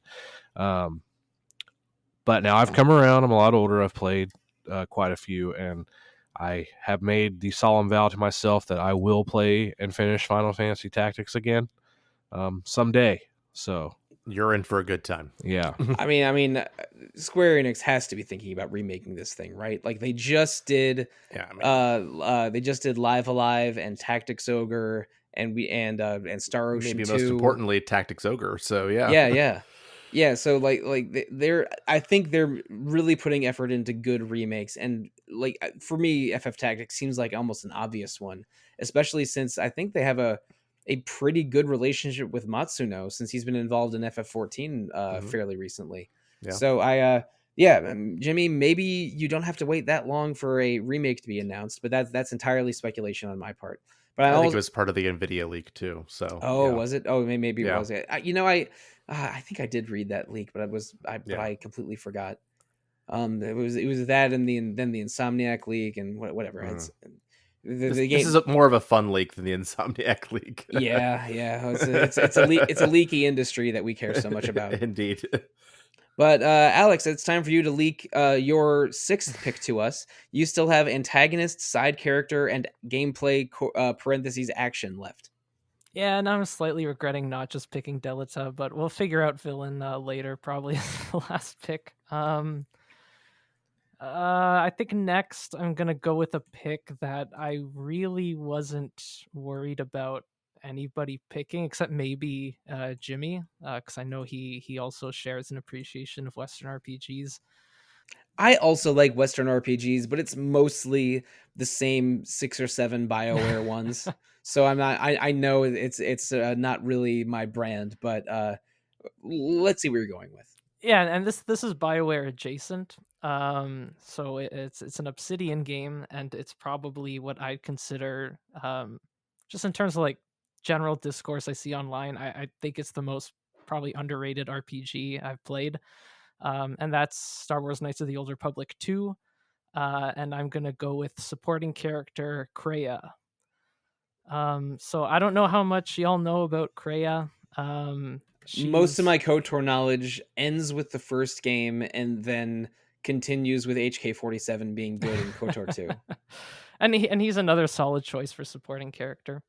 But Kreia absolutely defines KOTOR 2 as a fascinating just narrative experience of a game. She's one of those characters, like many of the best Western RPG companions / party members, that kind of works as like a representation of the game's themes that also functions as like a mirror for the player to role play off of, like a character that like really represents like the values, like certain values that the game is going for. And then you get to interact with them extensively. I'm thinking of characters like Mort from Planescape Torment, that talking skull, characters like Kim Kitsuragi from Disco Elysium, or Johnny Silverhand from Cyberpunk 2077. And I think Kreia is maybe a more interesting character than any of those, which I honestly really believe that. So Kreia was once a controversial Jedi Master who trained one of the villains from the first game, Darth Revan. If you know, you know. And then she was I mean, everyone knows. Yeah. Yeah.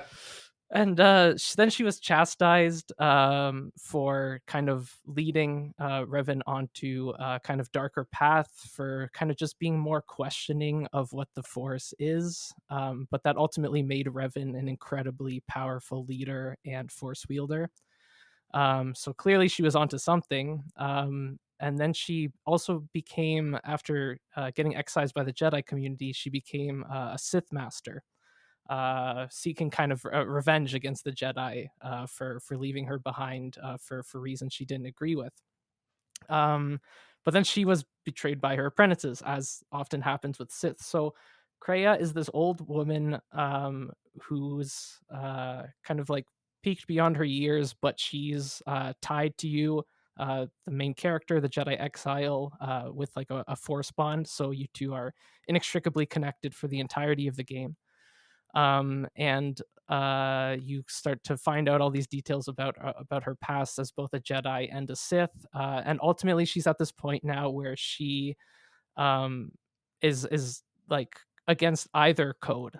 She's absolutely against the Force in general. She believes that the Force enslaves Jedi's and Siths alike, depriving them of their individuality, and that ultimately the Force is just a will of its own that uses these two parties to ultimately facilitate a bunch of destruction across the world and different conflicts between them, which she's clearly onto something there. But she's a completely neutral party in terms of the Force. She's an extremely powerful Force wielder at the same time, but she's really the key to making KOTOR 2 essentially a deconstruction of the whole binary of the light and dark uh, side of Star Wars lore, which I think ultimately makes the game my favorite Star Wars property, period. I absolutely love this game. All the ideas behind Star Wars, whereas other characters are kind of represented on this binary system of light dark side. If you go into the game's menus, she's perpetually in the middle for the entirety of the game. And just the interactions with her as the player character just are incredibly interesting. An incredible deconstruction of Star Wars while adding to the lore. And I absolutely love this game, and so much of it is due to what an interesting character she is. I have not played KOTOR 2. Again, I mentioned earlier, I played KOTOR 1 for the podcast a few years ago, and enjoy BioWare's work in general. And I've only really played one Obsidian game at length, and that's The Outer Worlds, which I thought was very good. But yeah, this sounds fascinating. And when I Googled KOTOR 2 characters, Kreia topped multiple lists of KOTOR 2 characters, ranked. So I'll take your word for it. I had HK-47 on my list, so No. yeah, I Really? did. Yep. Oh, Well, you reasonably. Well, okay. So, you've already picked your characters. So, you reasonably could have picked HK for KOTOR 1. Right. Yeah. Ultimately, I went with Morden, but I definitely had HK on there. Yeah, BioWare does supporting characters just so well. That's one of the best things they do. I had two on my list. I mean, I mentioned my Rex, Garrus, Morden trifecta. I also had possibly a different trifecta of Alistair, Morrigan, Varric. But that was only if Sylvando got taken away from me, which gratefully didn't happen. But Jimmy, you are done with choosing characters, but you still have graphics and two versions of gameplay to pick. And I guess 22 games that are taken, and you have literally everything else to work with. Okay, so I think I'm going to go with systems here, and this might be a little outside of the box thinking here. And when you first hear it, you're going to be like, really? This is what your pick is for systems gameplay? But I'm going with the original Gen 1 Pokemon games for systems gameplay, because has there ever been a better system than to collect them all and level up a party of monsters and evolve them to get all 151 at the time? It's just it's the gameplay loop that hooked me so much as a kid that I'm not sure that anything has ever hooked me to the level that it did. It just, it took my whole school by storm. Kids that you never thought played video games were trying to trade their Pokemon with you. So just based on influence alone, I'm going to pick first gen Pokemon for systems. Now you say that. I've played a lot of Pokemon, just basically all of the main series ones and a small number of the spin-offs. And I agree that the huge biodiversity of Pokemon is appealing. Like there's the hundreds of monsters that are basically your RPG party members, and there's dozens of eventually hundreds of moves to teach them. But I would think that maybe a later Pokemon game is more appealing systems wise, because Red Blue doesn't have the Pokemon abilities or the physical special split or held items or a gimmick like Mega Evolution. That I think that Pokemon has maybe never been more appealing at a fundamental level than it was in Red Blue, but its systems did get better and more interesting as the generations moved on, if only because they were just adding hundreds of more Pokemon, but also those more gameplay wrinkles. I cannot deny how powerful the Pokemon formula is. It truly is awesome. But if I were to pick a Pokemon game for systems gameplay, I would probably pick a later one. But fascinating pick. Just the appeal of Pokemon is so strong that I am not surprised by it appearing on anyone's list. But I don't know. I feel like Pokemon systems still had some refining to do after the first gen games. Yeah, that's a fair point. And I almost went with Ruby and Sapphire actually, as opposed to first gen, but because of some of the refinements that it made. But you got to have that Sandstream Tyranitar, right? Exactly. But yeah, just I think it's because that's the generation that I started with. I was the demographic when that game came out, so it was so impactful for me, and I really just wanted it to be part of this list. So here it is. No, I get it. I think you and I are around the same age, so I was right there with you in 1998 playing Pokemon Red and Blue.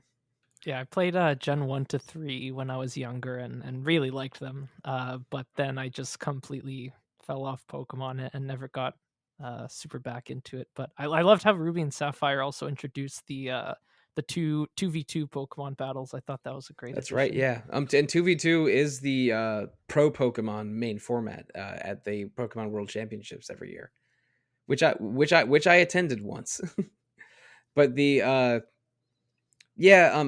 favorite Pokemon generation is Gen 5, the Black White games. But I mean, everyone has a different favorite for different reasons. But yeah, great pick, Jimmy. But like, Pokemon is awesome. It's a surprisingly mechanically deep RPG when you get down to the bones of it, or the fossils of it, as it were. Yeah, I mean, it's got such a good kind of base systems that they've just been doing the same thing for multiple decades, and it's still absolutely a huge franchise. So there's got to be something there, right? Well, Zach, I don't think your board was damaged at all by by Jimmy's Pokemon pick. No, indeed. But you have 3 spots left: side character, music, and systems, and 2 picks in a row. So, what 2/3 of those are you going to start with? So for the first one, I'm going to go with what if I thought this was in any danger of being taken, which actually Aleks brought this game up earlier, but I'm glad you didn't take it. Would have been my number 1 pick, which is Kaine from Nier Gestalt or Replicant. Nice. For supporting character, who is my absolute favorite character in any RPG by a country mile. Nier does story and philosophy extremely well. Sometimes I don't think it does character extremely well. Kaine is the exception to that. She is, I mean, like, Laura Bailey brings such an amazing energy to her as a voice actress that I can't separate the two out, right? Like the level of profanity that she turns into poetry, and almost like outside of Deadwood is the the best way I've heard profanity used as poetry. And she is such a fascinating character. And, you know, thinking about what they do with her in Replicant, and the ways in which they define her character by what I always thought it was, which is really love for the people around her. And she's so damaged, but so loyal and so freaking phenomenal.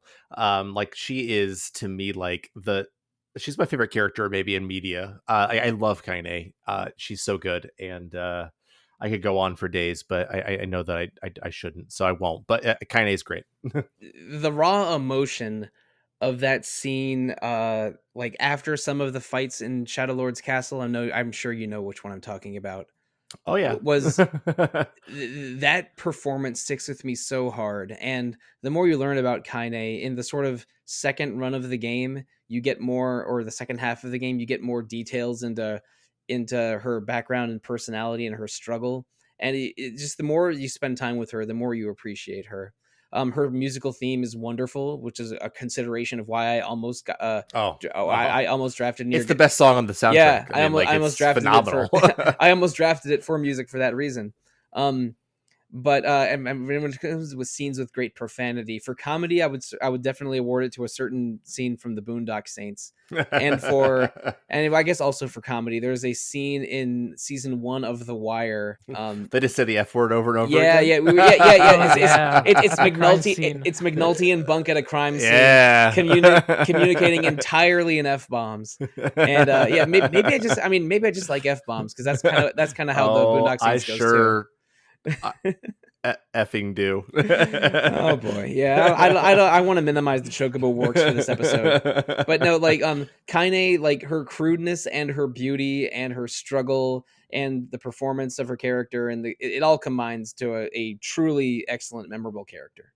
0% surprised that you drafted Kaine here. If I can draft Kaine, I will draft Kaine. Like it's that simple. Like I think I did her as like my flex in the Final Fantasy episode.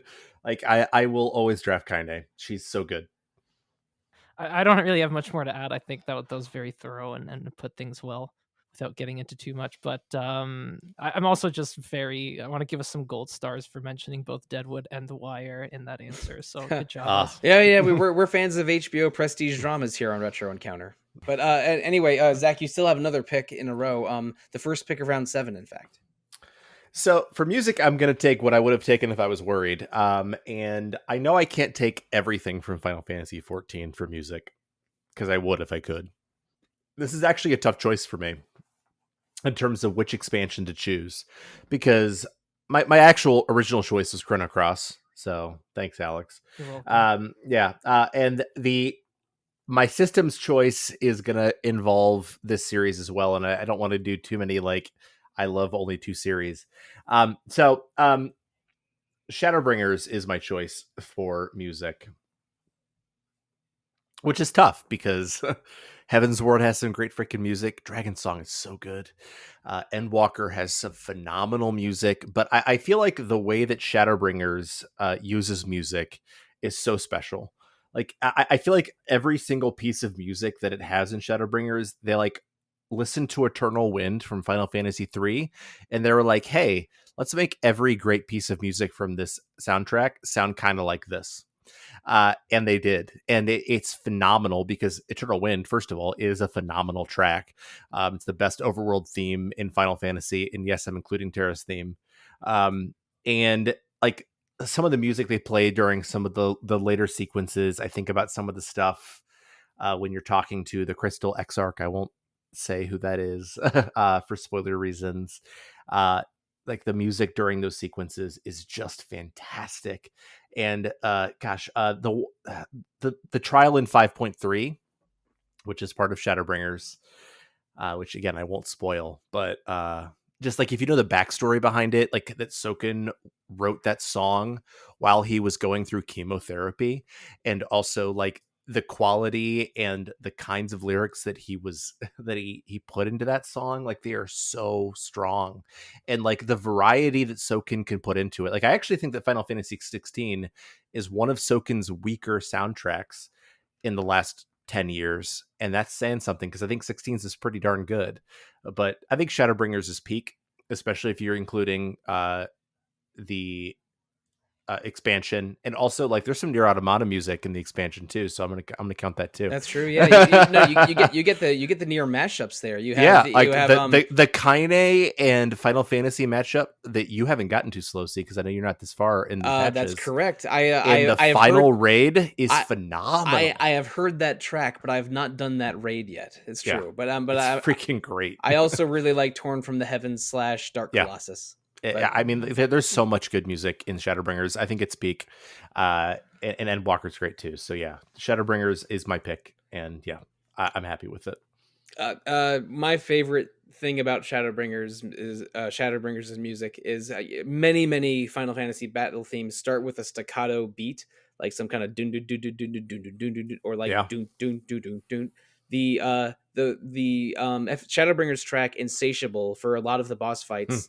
Does this ding ding ding ding ding ding. That is just like excitement and menace and power, and it is the best weird Final Fantasy staccato intro they've ever done.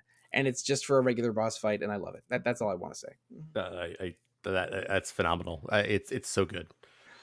I'm not sure if Jimmy or Aleks. I don't think Jimmy's that far. Aleks, you might have played this, but yeah, it's so good. No, I'm still on the precipice, like just on the precipice of playing Shadowbringers. Oh my goodness, I you know are on the precipice of greatness, my friend.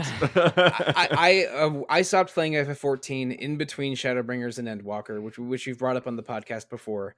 But Shadowbringers, I think, is my favorite of all of the story segments. It's incredible, and the music is awesome. I can't wait to play it. All I know about music-wise is Lahi, but if the rest of the soundtrack is that good, like it's a great. I actually really like that song. No, it's actually kind of awesome. No, Lahi's good, but it's not the best. There's the best not is even close. Yeah, the best is elsewhere. Mm-hmm. Final Fantasy 14 is the ultimate I wish I had more time for game for me. Yeah, holy moly! If I could just add a 13th month to the year and use it to play Endwalker, I would. Yeah, I even bought it for you, and you haven't played it yet, man. Do you know how many podcast games I have in the pipeline? I actually do. So many. Anyway, Shadowbringers is good. The music is top tier. Excellent. That was some top tier, excellent music drafted, and that was the last person to draft music. Jimmy, you still have to choose graphics and gameplay, action. But you don't get 2 in a row like Zach just did. So what is your choice for round 7? I think I'm going to go ahead and take action gameplay here, and I'm going to go with Valkyria Chronicles for the combat. Wow. I should have thought of Valkyria Chronicles, because that is a genuinely fun, great game. Yeah, speaking of, when I mentioned earlier that I was kind of turned off to tactical RPGs for a while, this is kind of the one I think that got me hooked on them. It's just a really good blend of, a little bit JRPG, a little bit tactics, a little bit third-person shooter, and throw in some alt World War II history, and you get Valkyria Chronicles. So it's almost feels a little XCOM-ish the way the combat plays out. You actually have to aim the guns, and then there's obviously some RNG going on behind the scenes and everything. But definitely the reason I really enjoyed that game so much was the action and the combat system. I mean, the World War II metaphors get a little clumsy at times, but the drama of that game is great, and the combat's one of the best parts. Like everything from the tanks to how you can boost and manipulate scouts to solo maps sometimes is kind of hilarious. And a lot of good Sega staff worked on that game. I think it was a lot of Overworks people that worked on Skies of Arcadia, but not Rieko Kodama, I think, ? For a while, that was one of the best reasons to own a PS3, because it was PS3 exclusive for several years there. Yeah, you're right. I was definitely a fully Xbox 360 person at the time, but once I got a PS3, that was the first game that I put a considerable amount of time into.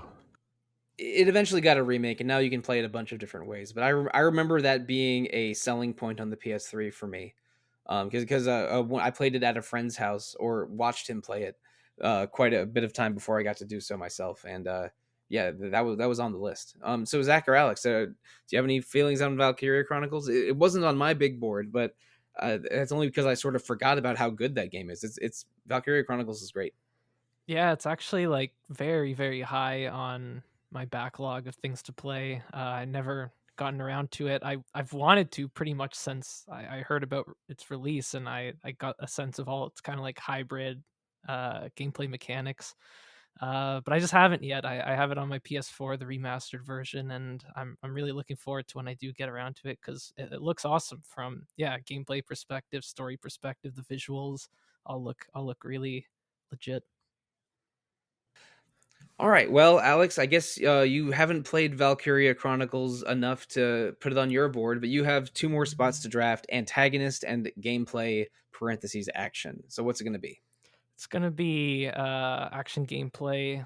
And yeah, I can't have Dragon Quest 11 anymore, so I'm gonna go from Worlds of Joy to Worlds of Pain, and I'm gonna step into the Souls series. So unfortunately, I can't choose Sekiro because that's just outside of our coverage. That is my favorite Souls game from just like a combat perspective. I was debating Elden Ring just because it's got so much variety, so many build options, such a The huge world. exploration. The exploration's so good. But there's also parts of that game that just kind of annoy me and frustrate me, like the repetitive bosses and kind of some of the difficulty spikes I at least subjected myself to, but I probably didn't have to. But I got some negative associations with my Elden Ring playthrough, despite absolutely loving and respecting that game. So I'm going to stay true to my heart, go with my personal favorite Souls game, Dark Souls 1. It's a great choice. Which, I acknowledge a lot of the pretty much objective improvements to the combat that took place with Bloodborne and the even greater build variety of Elden Ring, but there are aspects of Dark Souls 1 and Demon Souls to a lesser degree that I think just haven't been replicated in the series and don't really boil down to kind of just like objective quality slash playability. There's so much weirdness to Dark Souls 1's world design and the level design that I really personally love. I love that it's the only game in the series that doesn't have like a hub zone that you teleport to. You're just kind of like you don't have that teleportation mechanic that is really in every other game. You just, at least for the first half of the game, you're just wandering about, and because that world design is so damn good and interconnected in such an interesting way, it doesn't really become a problem. It's just allows you to like just spend more time like understanding the world just spatially. I love like how you start off kind of at Firelink Shrine, then you kind of descend into the depths, and Blight Town is this whole kind of vertical movement. You could feel yourself descending into like the I mean, I bowels felt of that myself world. descending every time I fell off a ledge. Yeah, and I defend Blight Town's design. I think it's Oh. brilliant for what it's going for. And the more times I play this game, it's also the Souls game I've just played the most. Like I start to master it, and I get like a better sense of it, and I just appreciate the obtuseness of it even more because I'm working through it upon revisiting the game. And just like even the second half of the game, which I know a lot of people harp on, I just love the old school RPG-ness of it all. How like zones like New Londo Ruins, like if you just go there, you have access to it from the beginning of the game, but if you just go there, you won't be able to damage anything because it's ghosts and you don't have means to attack ghosts. You either have to consume the certain item if you get enough of it to be able to make contact with the spiritual world, or you can get yourself a cursed weapon. I mean, like, except for like the boss run you have to do to get back to it, it's very Demon Souls. Except for it's not as easy as Demon Souls. Yeah, true. And Demon Souls, yeah, is another game that has these more old school Yeah. flavors to them. And even things like the Crystal Caverns, how you're just like walking across like invisible areas looking at like the snowflakes falling. Like I love stuff like that. And I get why not everybody does, but Dark Souls 1's world, despite like everything that the Soul series has gone on to achieve on other levels, like is still, I know it's probably partly because it was my first one, but I think it's so special. I just like love the interconnectedness of it all and the way you move through it on both like kind of the spatial narrative level and just the design of it. So yeah, love Dark Souls. I mean, I think this is a great pick. Like this, Bloodborne was my number 2 pick in this category. And it's because a lot of the reasons that you just pointed out for Dark Souls. Like I think the combat in Dark Souls is honestly too easy. And it sounds like the crappy, like Soulsborne vet jerk thing to say, but like I just thought that like the fights were a little too easy. But like the way that the first half of the game interconnects, and you don't have that fast travel, and it's just like you need to find this shortcut to this next place, and like if you memorize all the shortcuts, like nothing is ever more than 3 minutes away. Mhm. And I think that's really brilliant. So if I'm looking at it from a pure exploration perspective, stunning. And I think that some of the designs are frustrating to the point of not being fun anymore. Actually, Blighttown I didn't have that much of a problem with. It's really the area, that the giant area where I can't see anything, that I thought was infuriating, I love because I Tomb of the couldn't Giant. see anything. But there are ways that you can see things. You can get a spell that gives you brightness. You can get a Well, specific helmet that lights things up. You can have that would have required me to use magic, which I don't do in these games, but except for to buff my strength in Elden Ring because I had to. But yeah, my point is, like, I think this is a great pick in terms of like pure design, and I love that you picked it too, because like so often when people are talking about Soulsborne games, they talk about difficulty, but it's really not what they're about. Mhm. It's about what you're talking about. It's about the interconnectedness of the world. And while I might prefer it in something like Bloodborne, where I think it's like perfected, here it is it's so endemic to the design that I think you can't separate Dark Souls itself from it. And I think that it's a great pick. Yeah. Thanks for just expanding on everything I love about this one. Yes. I haven't played Dark Souls yet. I'm only a couple games into my Soulsborne ring journey, as it were, but it's on the list. And yeah, I don't know if these comments make me more or less excited to play it because some of those caveats sound pretty gnarly. Because things like visibility and spills were things that messed me up pretty good, in Demon Souls more so than Bloodborne, I think. But yeah, that's a confident pick. I'm a little surprised there isn't more Souls on this board, but I don't know. Maybe we'll still get some in a future round. Well, you won't get any from me because I have never played a single Soulsborne game. I mean, well, an hour or two here or there, but it was it became evident to me pretty quickly that those games were not for me. All right, well, it's my pick now, and I get two in a row, but I am gonna start with action gameplay, just like Alex did.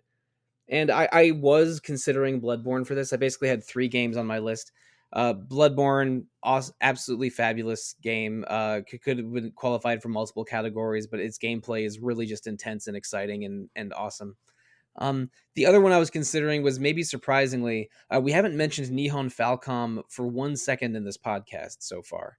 Maybe we don't have any Trails heads that have played all 14 games in this group.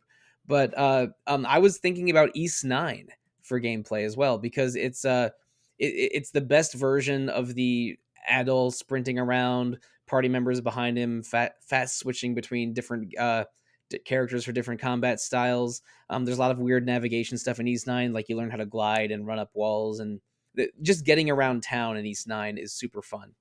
But I'm doing a sort of maybe a classic Sollosi pick here.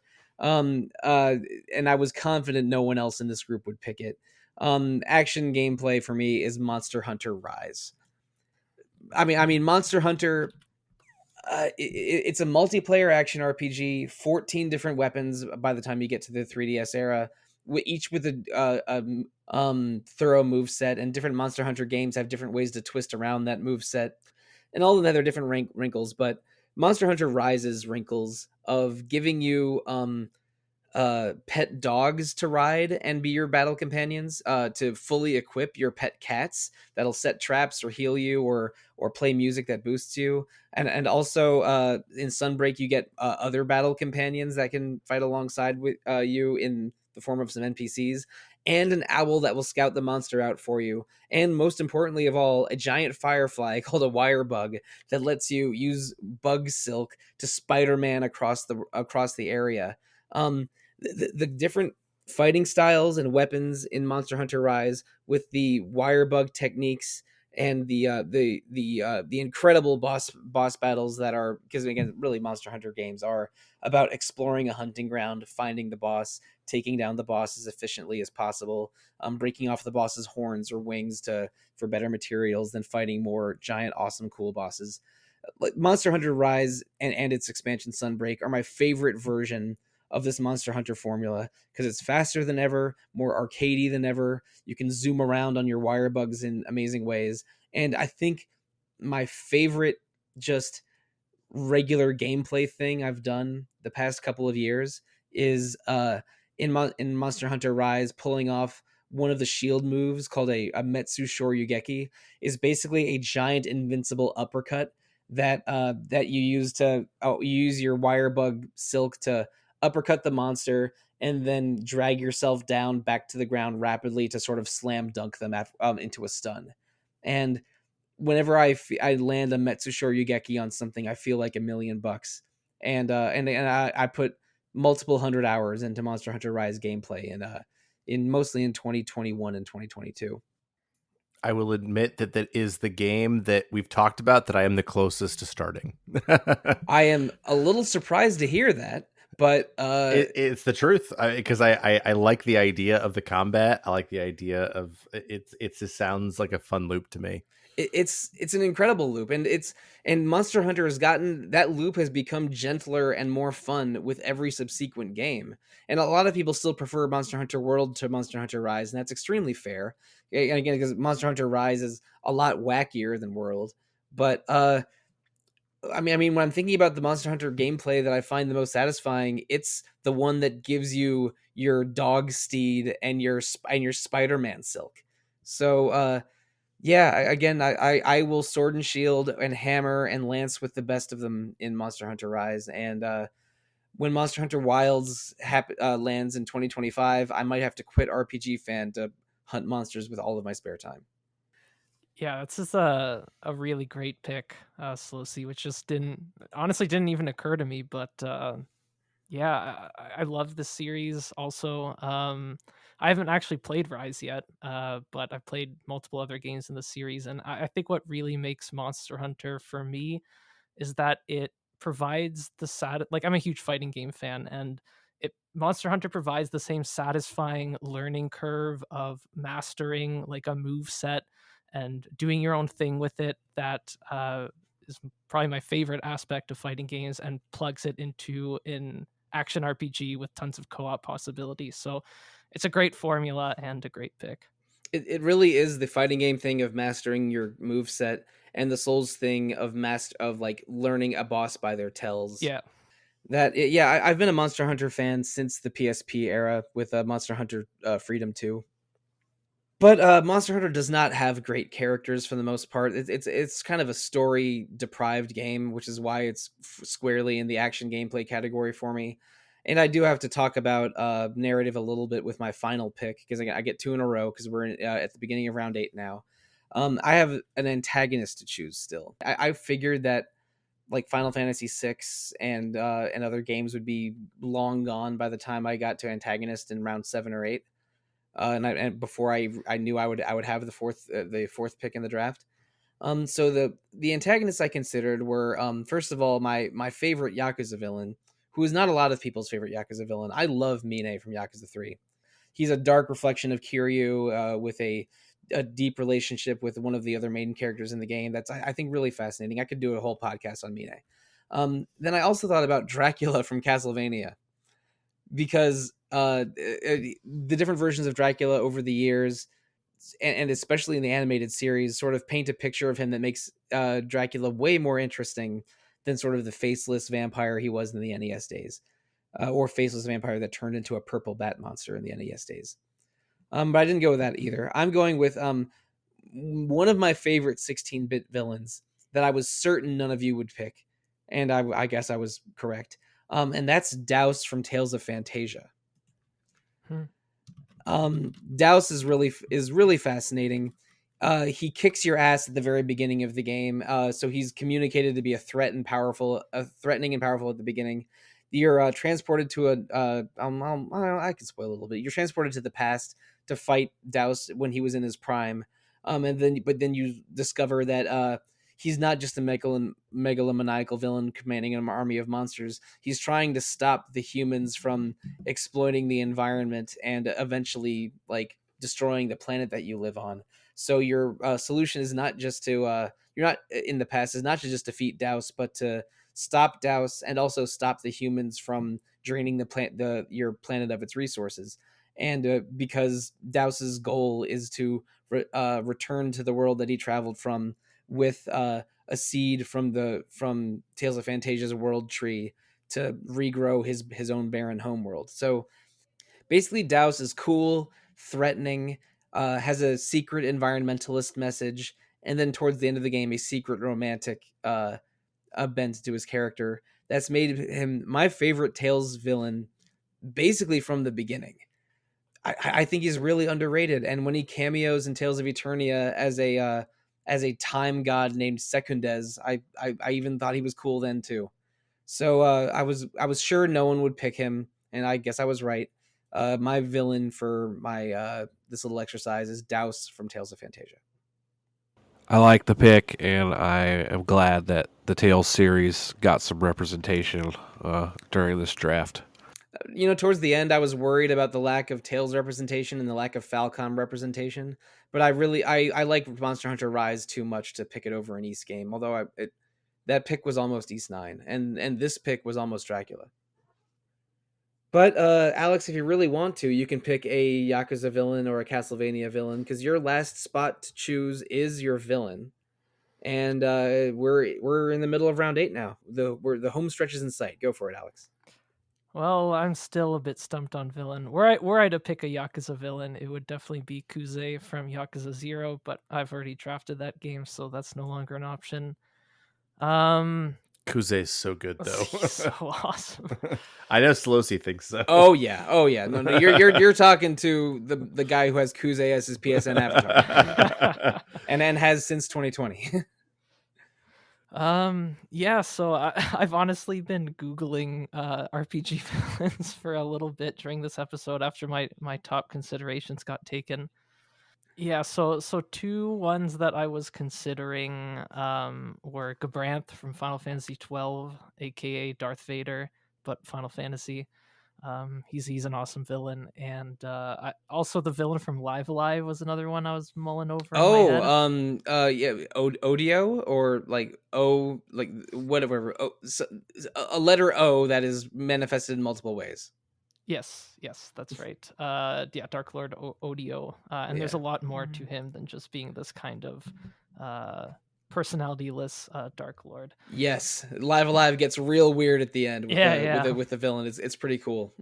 But I think I'm actually gonna go with a weird one that also I probably won't say too much about because it requires too many spoilers to describe, and that is the villain of Amori, which is a game about depression, a kid suffering from depression and kind of escaping into his own internal world of like memory and kind of more positive times in his life, while dealing with very serious trauma and depression. And the last fight of this game is pretty amazing. Really cool kind of twist on what a villain can be.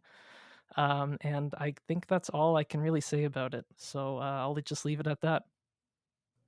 I have not played Amori, so I can't comment, but now I'm that much closer to trying Amori, I think.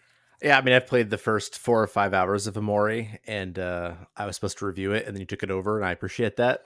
And every time I was like going into it, I was like, I can't do this. So I guess my point is, like, I have an idea of maybe what you're talking about, and I'm not sure. Yeah, Amori is dealing with such really interesting themes that, like, I can't even imagine how thoughtful the final villain would be. So those are my thoughts on it. Yeah, I love the pick. I'm really glad Amori made this list. As someone that struggled with some similar issues that game tackles, that game is just, it does such an incredible job of dealing with some of those mental health struggles. And yeah, I mean, you're pretty accurate. You can't really say much more. But like you said earlier, the people that know. So, but yeah, love the pick. Great pick. Yeah, I was emotionally floored by the last few hours of this game. It's incredible. I'm not sure there's much else to talk about Amori without delving into spoilers that are probably too sensitive to talk on a non-spoiler cast. But Jimmy, do your best not to spoil us on a game when you choose your final category, graphics. So what game that is not one of the 30 already chosen inspires you the most visually or graphically? Well, it's still my number one for my own personal visual rankings. So, but I wasn't too worried about it because I didn't know um, how many people had played it. But it's Ni no Kuni, Wrath of the White Witch. Nice. That was Oh, number two. That visual. was number 2 on my list. Oh, really? It would have Okay. been like negative 1,000 on every other category, but it would have been number 2 in graphics. it was Yeah. my number one game for frustrating weird battle systems. Yes, the game definitely has shortcomings. You're not wrong about it. But just if you were just looking at the game, it's just so great. Complete with Studio Ghibli produced cutscenes, and obviously the whole art style of the game is kind of inspired by the Studio Ghibli.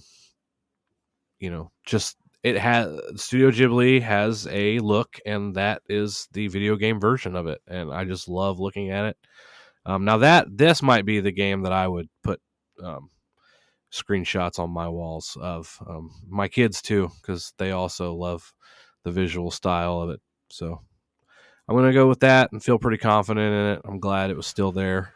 No, it's a great pick. Like I said, like we're talking about like these things like distinct from any other element of the game, and Ni no Kuni is like when they first announced it, I was like, oh my goodness, really?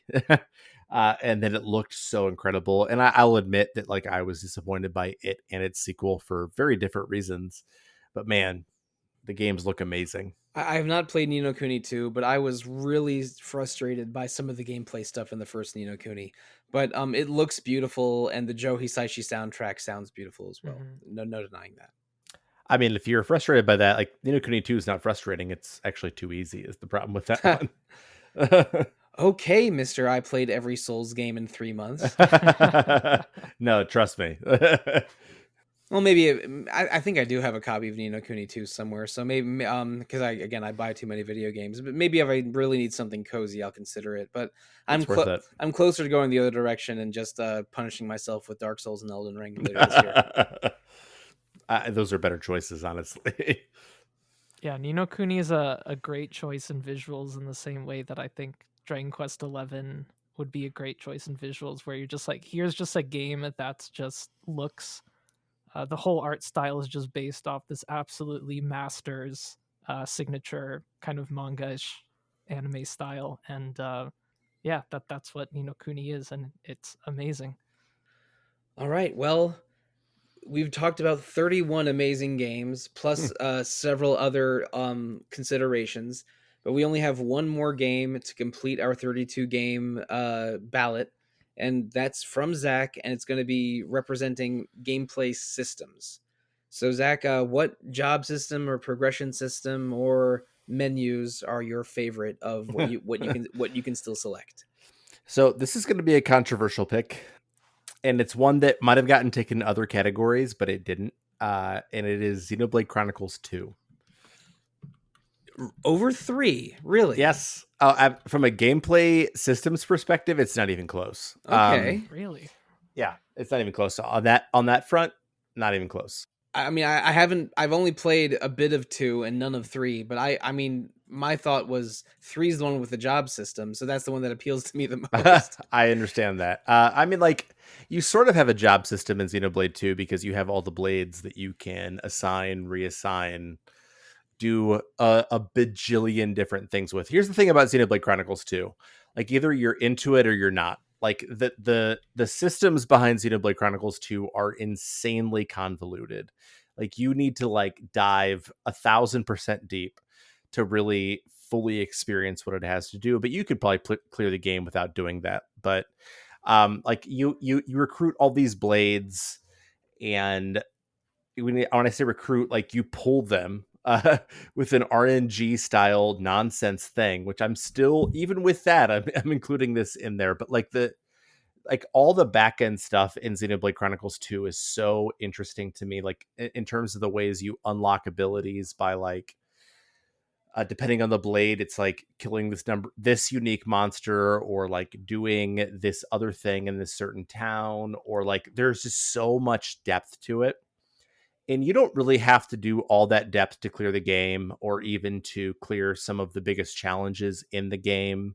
Maybe you do to clear like challenge mode battles that they added in, but like there's so much tinkering. There's like going into it is almost absurd because there's so many different things you can do with it. Like I think that and I said this in my review of Xenoblade Chronicles 3, I think most people would prefer 3's, but like for me, like the level of tinkering and thoughtfulness behind the scenes of Xenoblade Chronicles 2 was addictive and incredibly fun, and it's hard to detach it from the combat because it's such a huge part of it, because the combat I think in that game is also amazing. But like all the behind the scenes stuff I think in that game and all the tinkering had a level of depth and fun that I have not encountered in another video game. And I left this for the last pick, not because I don't love it, but because I was like, most people don't love it, and I don't think anyone else here has played it. So I was good on this pick. Well, actually, it might surprise you that I support your pick here, and I actually really dig it. Xenoblade Chronicles 2 was actually the first Xenoblade Chronicles that I played, and then had to go back and play one after it. Actually, when I got rough. actually when I got my Switch, I initially when I got it, I got Breath of the Wild and Xenoblade Chronicles 2. And I never finished Breath of the Wild, but I got really into Xenoblade Chronicles 2. And it's funny you mentioned just how convoluted those systems can be, because I actually got to a point where I almost was stuck and just thought, okay, maybe I'll just, put it aside, or am I missing something? And, once I dug deeper and, invested the time to really understand more about the intricacies of the systems, I just enjoyed it that much more. And yeah, I really like Xenoblade Chronicles 2. I'm not sure why it gets such a bad rap that it seems to get, but yeah, I'm with you. I'm glad there's another fan amongst us. I've tried to play Xenoblade Chronicles 2 a couple times. I didn't really give it a fair chance any of those times. I just did not connect with the characters or situations as immediately as I did with the first Xenoblade Chronicles, which is the only game with Xeno in the title that I've finished all the way. Although I did get very far in Xenogears before losing interest. But did you not beat Xenosaga? I thought you no, did. no, I didn't. I got Oh, I got okay. oh boy, how far did I get? It was a sort of confusing dream sequence. Oh, that's pretty close to the end. Yeah, I know. But I was unable to seal the deal on Xenosaga 1. But I the amount of tinkering and skill systems interaction in all three of the Xenoblade games is really, really impressive. The one I've played the least of, Xenoblade Chronicles 3, is the one that intrigues me the most because I have a borderline obsession with job systems. But I don't doubt that the shenanigans you can pull with character skills and blades gets pretty wild in Xenoblade Chronicles 2, as long as you're not, just grinding for Cosmos for hours and hours and hours. I got lucky on that one. Not as lucky as Izzy, who's also on staff, who got it on their second blade pull. That That's seems insane. impossible. I mean, like, I got it like my fifth to last, and I was extremely happy. Like, I was like jumping up and down. I got a 1 out of 128 pull on Dragon Quest 11 a few nights ago, and that seemed I think Cosmos on your second pull is more impressive. I think Cosmos on your second pull is like 1 in a million. I'm not even kidding. I critical hit a Metal King slime, and he dropped a slime crown, and I was my goodness, and I was extremely thrilled. I played through that whole game and I never got one of those. But yeah, I mean, my second pick of the entire day was Dragon Quest 11. So to bring this around, and we're playing Dragon Quest 11 for the podcast very soon, later this month. That was an awkward transition to try this all together, but gentlemen, we did it. We completed our RPG fan retro encounter draft awards ballots title working title. But let's go over the final list before we close shop. And I'm going to give you one question to think of while I talk about these lists, and that is, what is the one game or character that you are most surprised was not mentioned today? So, yeah, and that could be something from your board or something that from the ether that you were sure someone else was going to pick. So while you think about that, I'll go over our lists here. We have 8 categories chosen by 4 people, and no game or expansion is allowed to repeat at any point during the list. This is what we arrived with. 4 protagonists: Clive from FF16, Geralt from The Witcher 3, Majima from Yakuza 0, and Kasuga from Yakuza Like a Dragon. 4 antagonists: Luca Blight from Suikoden 2, Kefka from Final Fantasy 6, Question Mark from Amori, and Douse from Tales of Fantasia. 4 side characters: Kaine from Nier Replicant or Gestalt, Morden from Mass Effect 2, Kreia from Knights of the Old Republic 2, and Sylvando from Dragon Quest XI. 4 of our favorite stories: Nier Automata, Final Fantasy VII, Mother 3, and Chrono Trigger. 4 of our favorite soundtracks: Final Fantasy XIV Shadowbringers, Fallout New Vegas, Undertale, and Persona 4. 4 of our favorite graphics or visual presentations: Persona 5, Ni no Kuni Wrath of the White Witch, Chrono Cross, and Okami. 4 games with excellent action focused gameplay: Octopath Traveler 2, Valkyria Chronicles, Dark Souls, and Monster Hunter Rise. And lastly, 4 games with great interactive gameplay systems or customization, which are Xenoblade Chronicles 2, Pokemon Red and Blue, Disco Elysium, and Final Fantasy Tactics. Those are our 32 games, and we will not be changing any of them. But if anyone has a game that they think is surprisingly missing from this list, it can be generally or for a specific category. Let's bring it up a little bit. I'll go first. I was sure that Final Fantasy IX would come up. I thought about it for music, and I thought about it for I think gameplay systems. I feel like that's a really beloved Final Fantasy game, and I thought that even though it was not at the top of any of my category lists, I figured someone would have done it. Zach, if your wife was in on this draft, I think it would have been gone by the third. It would have been gone by the third round. That is for sure. Yeah, VV would have been off the board immediately, man.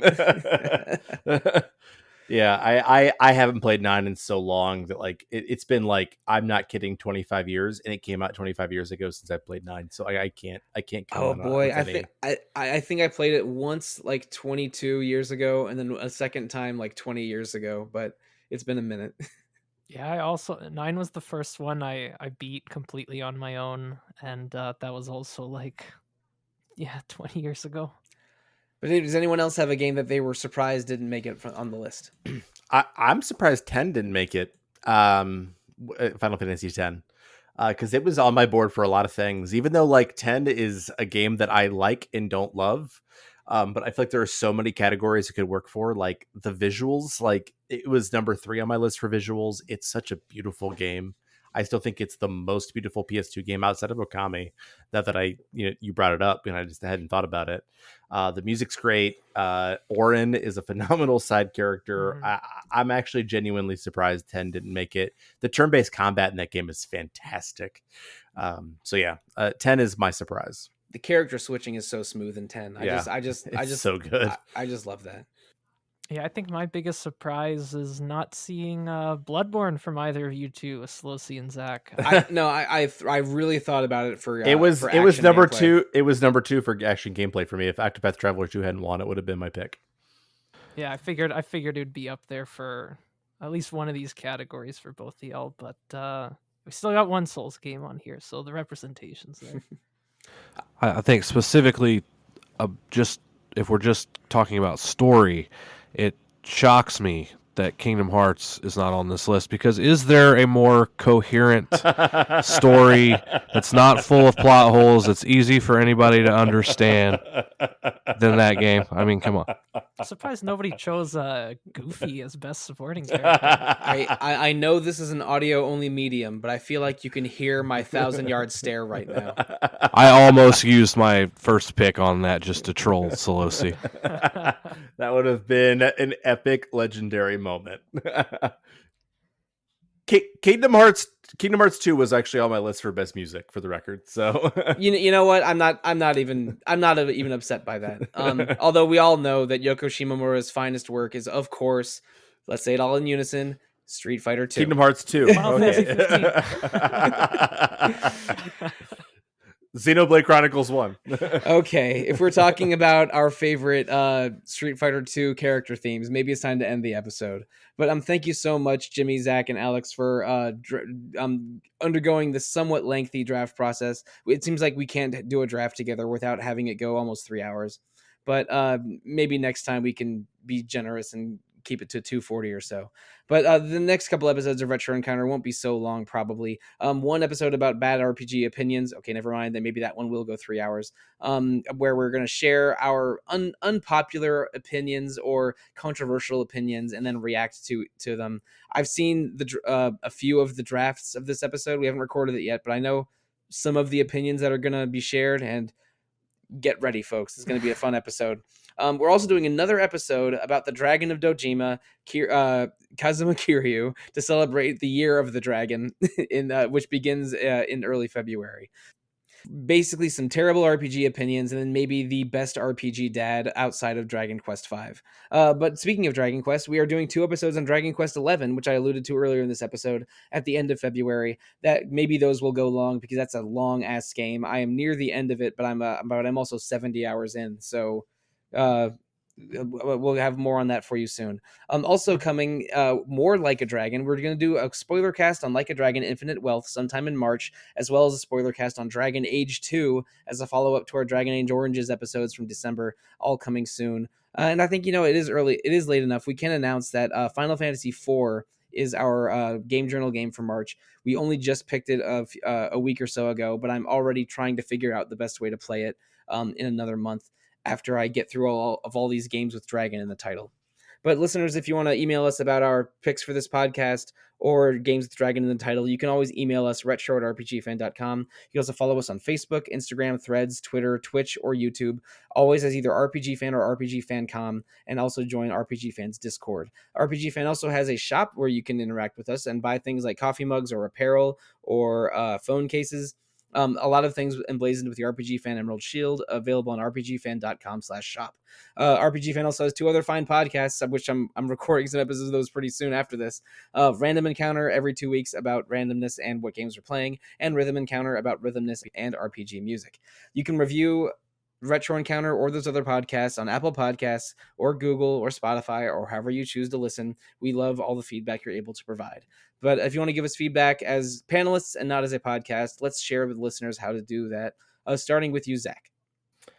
You can email me, zachw@rpgfan.com, or you can find me on Discord as ZachW. Now, Jimmy.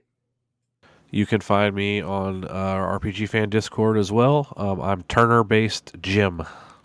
Now, Alex. You can email me at alexfraniczek@gmail.com. And listeners, I'm proud of myself. I am not going to be advertising a certain social media website anymore. If you want to find me online, you can find me on RPG Fans Discord or Instagram or Blue Sky as Evoker for Dogs. So you know what, Evoker for Dogs, I did draft some pretty good Capcom dogs. I got Amaterasu, and I got to ride a Palamute in Monster Hunter Rise. But no one drafted Persona 3. Maybe the remake didn't come out soon enough. Listeners, thank you, good night, and good luck.